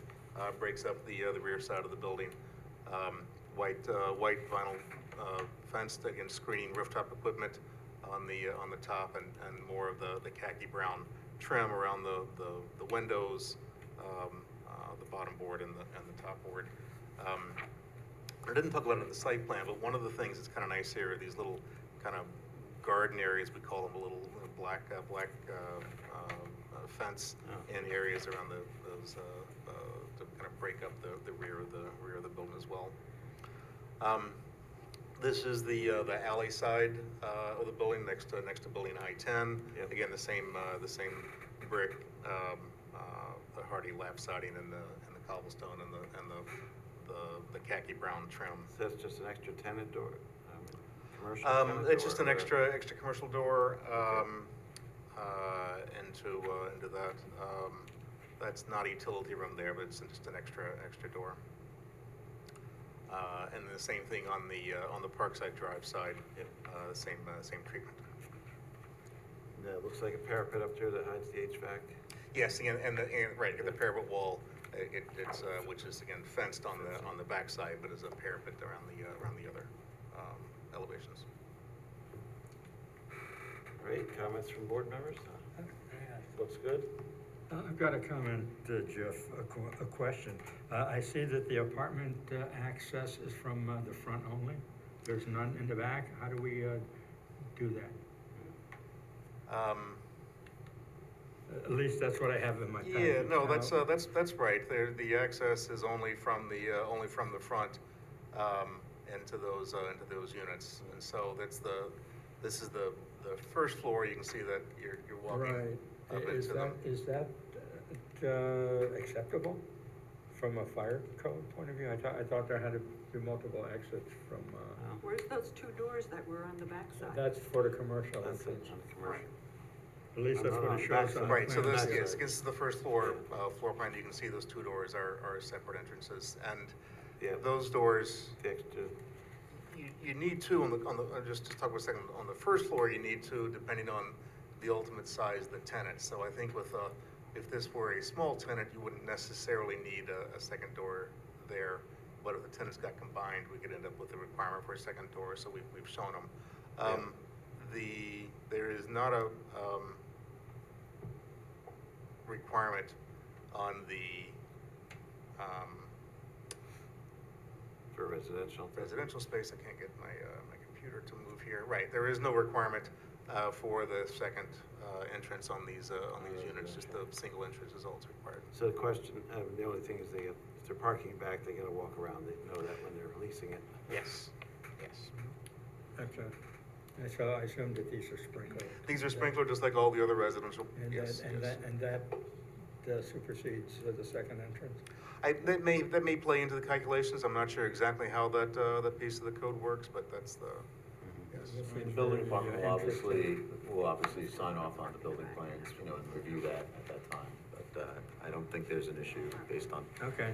previous. I just wanted to make sure that what I was looking at was Yeah. really what I was looking at. Make sure it's legal. Right, so this is the second floor layout, and you can see, yeah, so Right. there's this is the continuation of the stairs from the, kind of the stoop on the ground floor. Right. And then it breaks off into the two units here, and you get a mirror of that on this side, so. And then there's an internal stairway that then gets these units up to the third floor. bedrooms. Any other comments, board members? Yeah, I'm confused. So the doors that are in the back, that's where parking is, but they can't get into the building unless they walk around the front? For the, For the residential, For the yes. residential, yeah. Right, those are commercial doors. Yeah, the back has two commercial doors, so that's, I mean, that would be up for a tenant to decide if they wanna. I guess, that, we're right? gonna Yeah. walk through a snowstorm and have to walk around the building. I mean, they keep the alleyways clear and stuff there. They're good at maintaining. Or they can park on 44 maintaining there, the site. we've got some parking. That's, yeah. All right, I move we accept architecture as presented. Second. Moved and seconded, all in favor? Aye. Opposed? Motion passes 6-0. Good to go, Jeff. Thank you, as always. Now, Thank you. amending the 26th Amendment instead of a 27, that changes the pool of how many amendments you get. Not for me, because I wasn't anticipating this one, so that's the, All right. Have a good night. I guess you're right. That was a big deal. Big rent, yeah. All right, Fairview Firehouse is up next. Welcome, guys. How are you? How are you? Kevin Yarons from Liston McCormick Van Bors. Okay. And Chief Justice Wallen from Fairview. Just a brief description is existing flat roof on the firehouse, in case anybody's never driven past. I guess over the years it's been problematic and prone to leaking and patching over the years, so they're gonna install the 6,500 square foot gable roof on the, I think it's like 4 different sections. It looks good.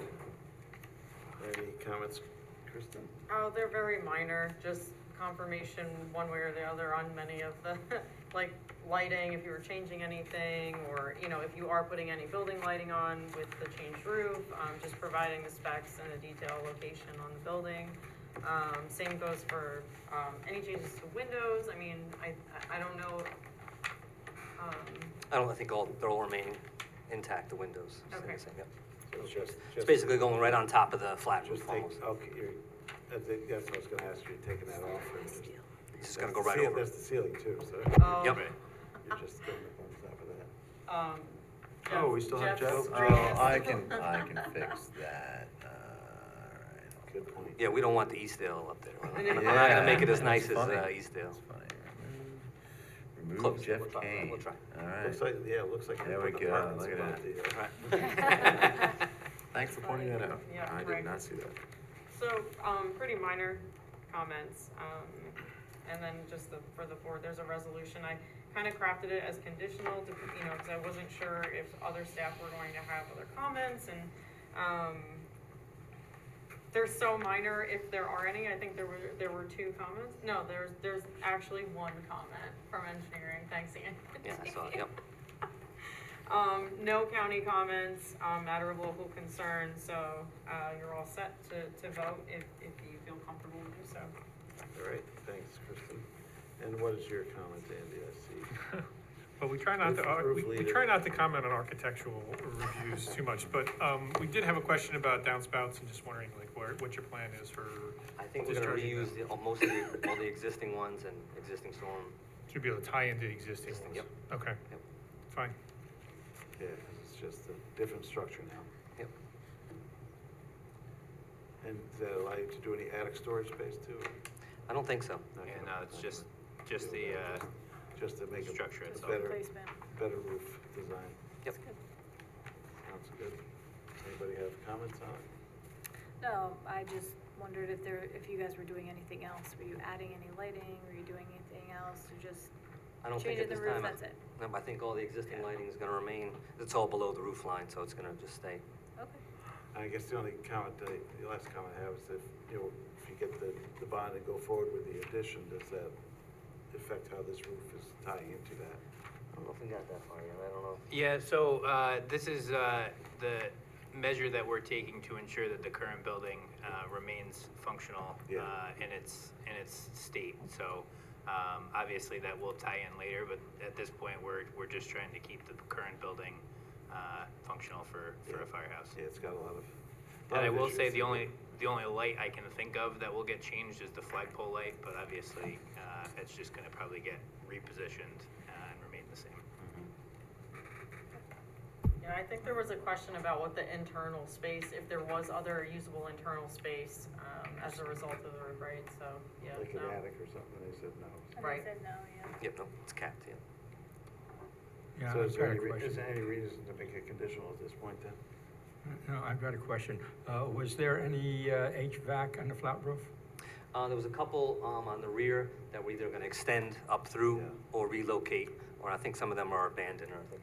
Yeah, the one in question on the rear of the firehouse is from 1986, and we're currently in the process of updating that into smaller split units that are going to go on the parking lot in the rear.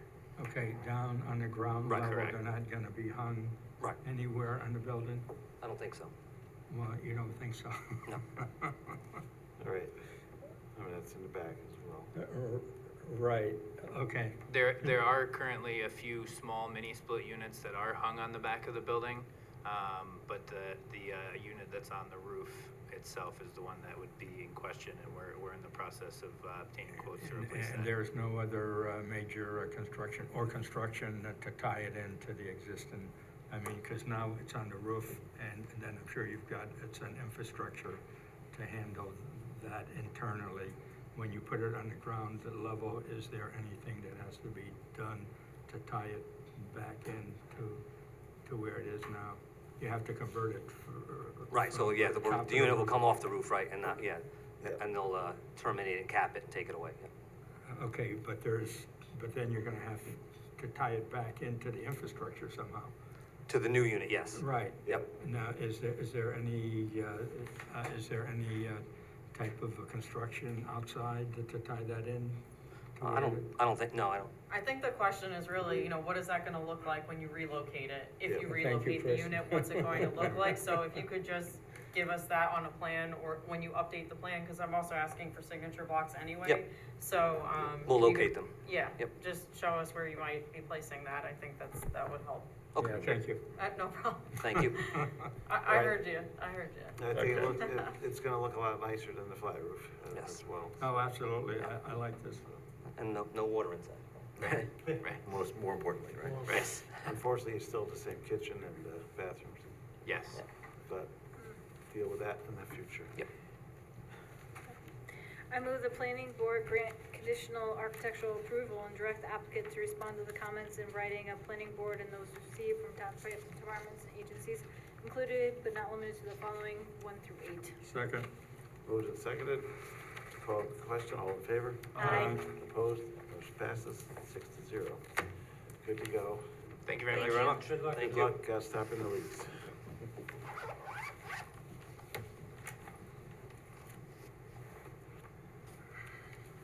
Okay, Erie Materials is on for a time extension, so I move that planning board grant 2 90-day time extensions of conditional site plan approval from September 13th, 2024 forward to March 12th, 2025.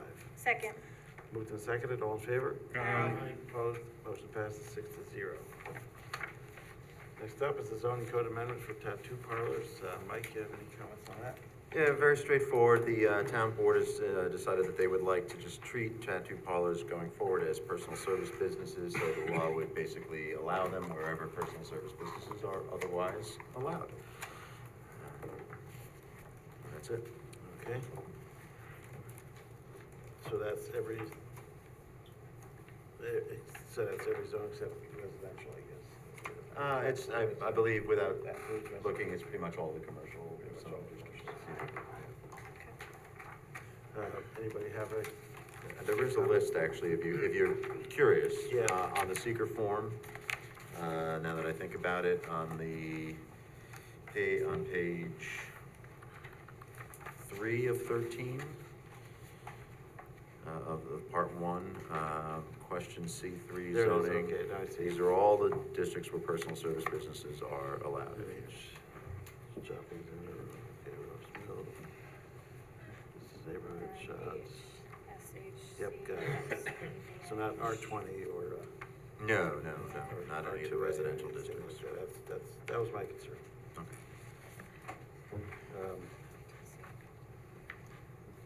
What's the feeling of the town board? Positive recommendation or neutral?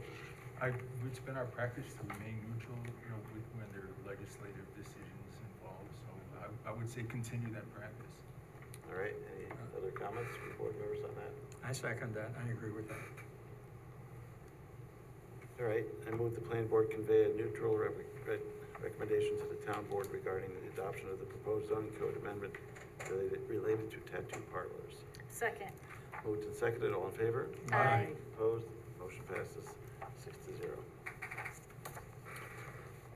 Next one is short-term rental amendment. The board last year passed a short-term rental law for the first time, and subsequently there's been we're starting to see applications, and the board is making some adjustments based on that. One of them is important to this board because, as we saw a few months ago, there was one of the applications that required a special use permit from the town board. Yep.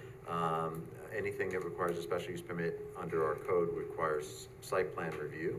So one of the things that this revision does is it makes it clear that site plan review is not necessary for short-term rentals. They are, residences primarily. So that's one. And then the other change was that they wanted to make it possible for a unit in a duplex or an accessory apartment to be used as a short-term rental. And so the law does allow for that as well. I had suggested a positive recommendation, but if you wanted to do neutral, that's fine. Public hearing is also for both of these is next week, August 21st, if anyone is Right. interested. Anyone have comments on this change? Allowing it in I have a question. the- Yep. So on any house that right now is single family, because there's one in my neighborhood, they are letting many other people live there. So if it's more than 30 days, what happens? Well, if it's more than 30 days, then it's just a rental. Then it's not a short-term. Then it's not a short-term rental, it's That's a it. rental unit, which is allowed. There's no prohibition on somebody owning a piece of property that they rent. No, Right. the owner is living there and renting out. Oh, spaces in his, They're renting out an illegal apartment. an illegal apartment, that's different. Then there Well, should be a that's an enforcement issue. That's an enforcement issue. There should, if that is an issue for you or for anyone else in the neighborhood, they might want to file a complaint at the zoning department. Zoning, okay.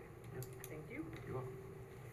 And as far as this goes, this allows somebody with a duplex to use the other side, they live in there and use the other side as a short-term rental. Correct. If you're living in the one unit and but you own the whole building, you can rent the other, there is a long-term rental or is a short-term rental.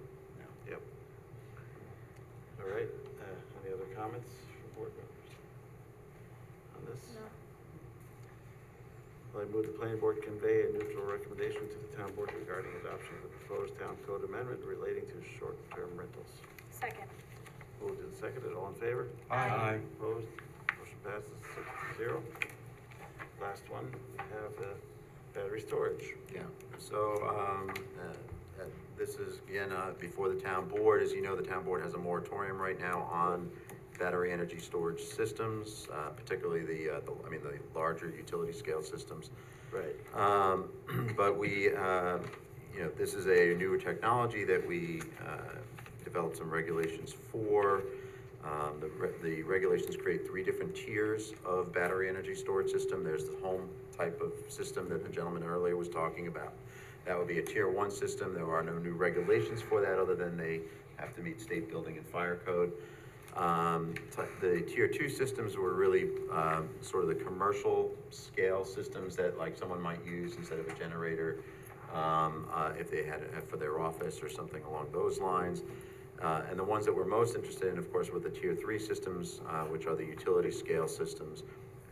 The approach that There's substations. yeah, those would be located near substations.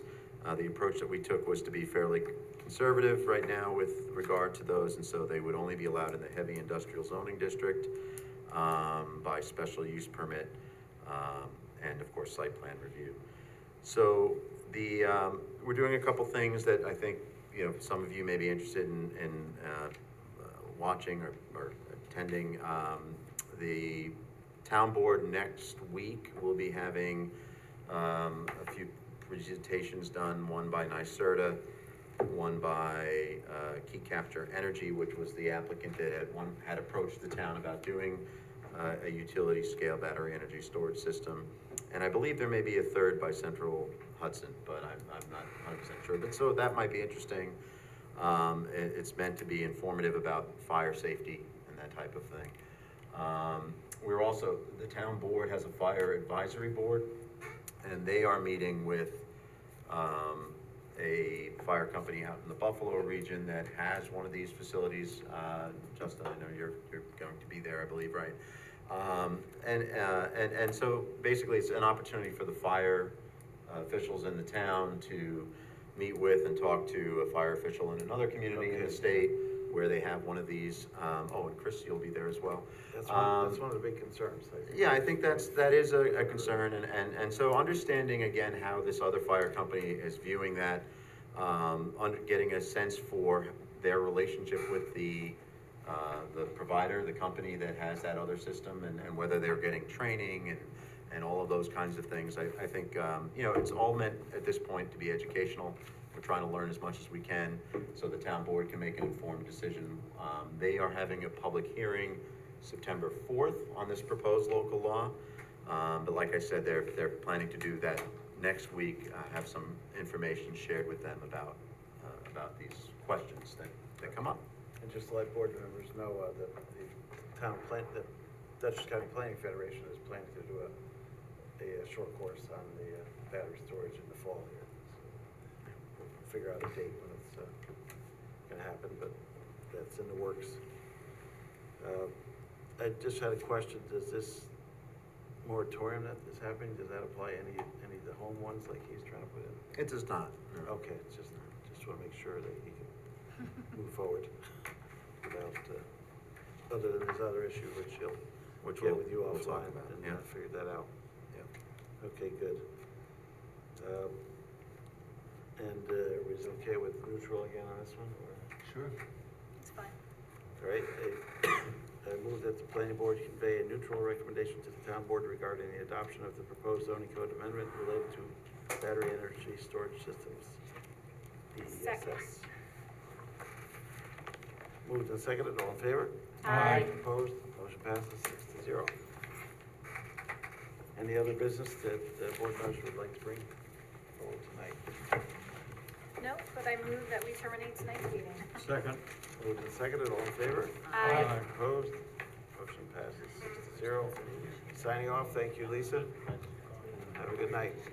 Thank you. Unless he shows up Night. in the audience.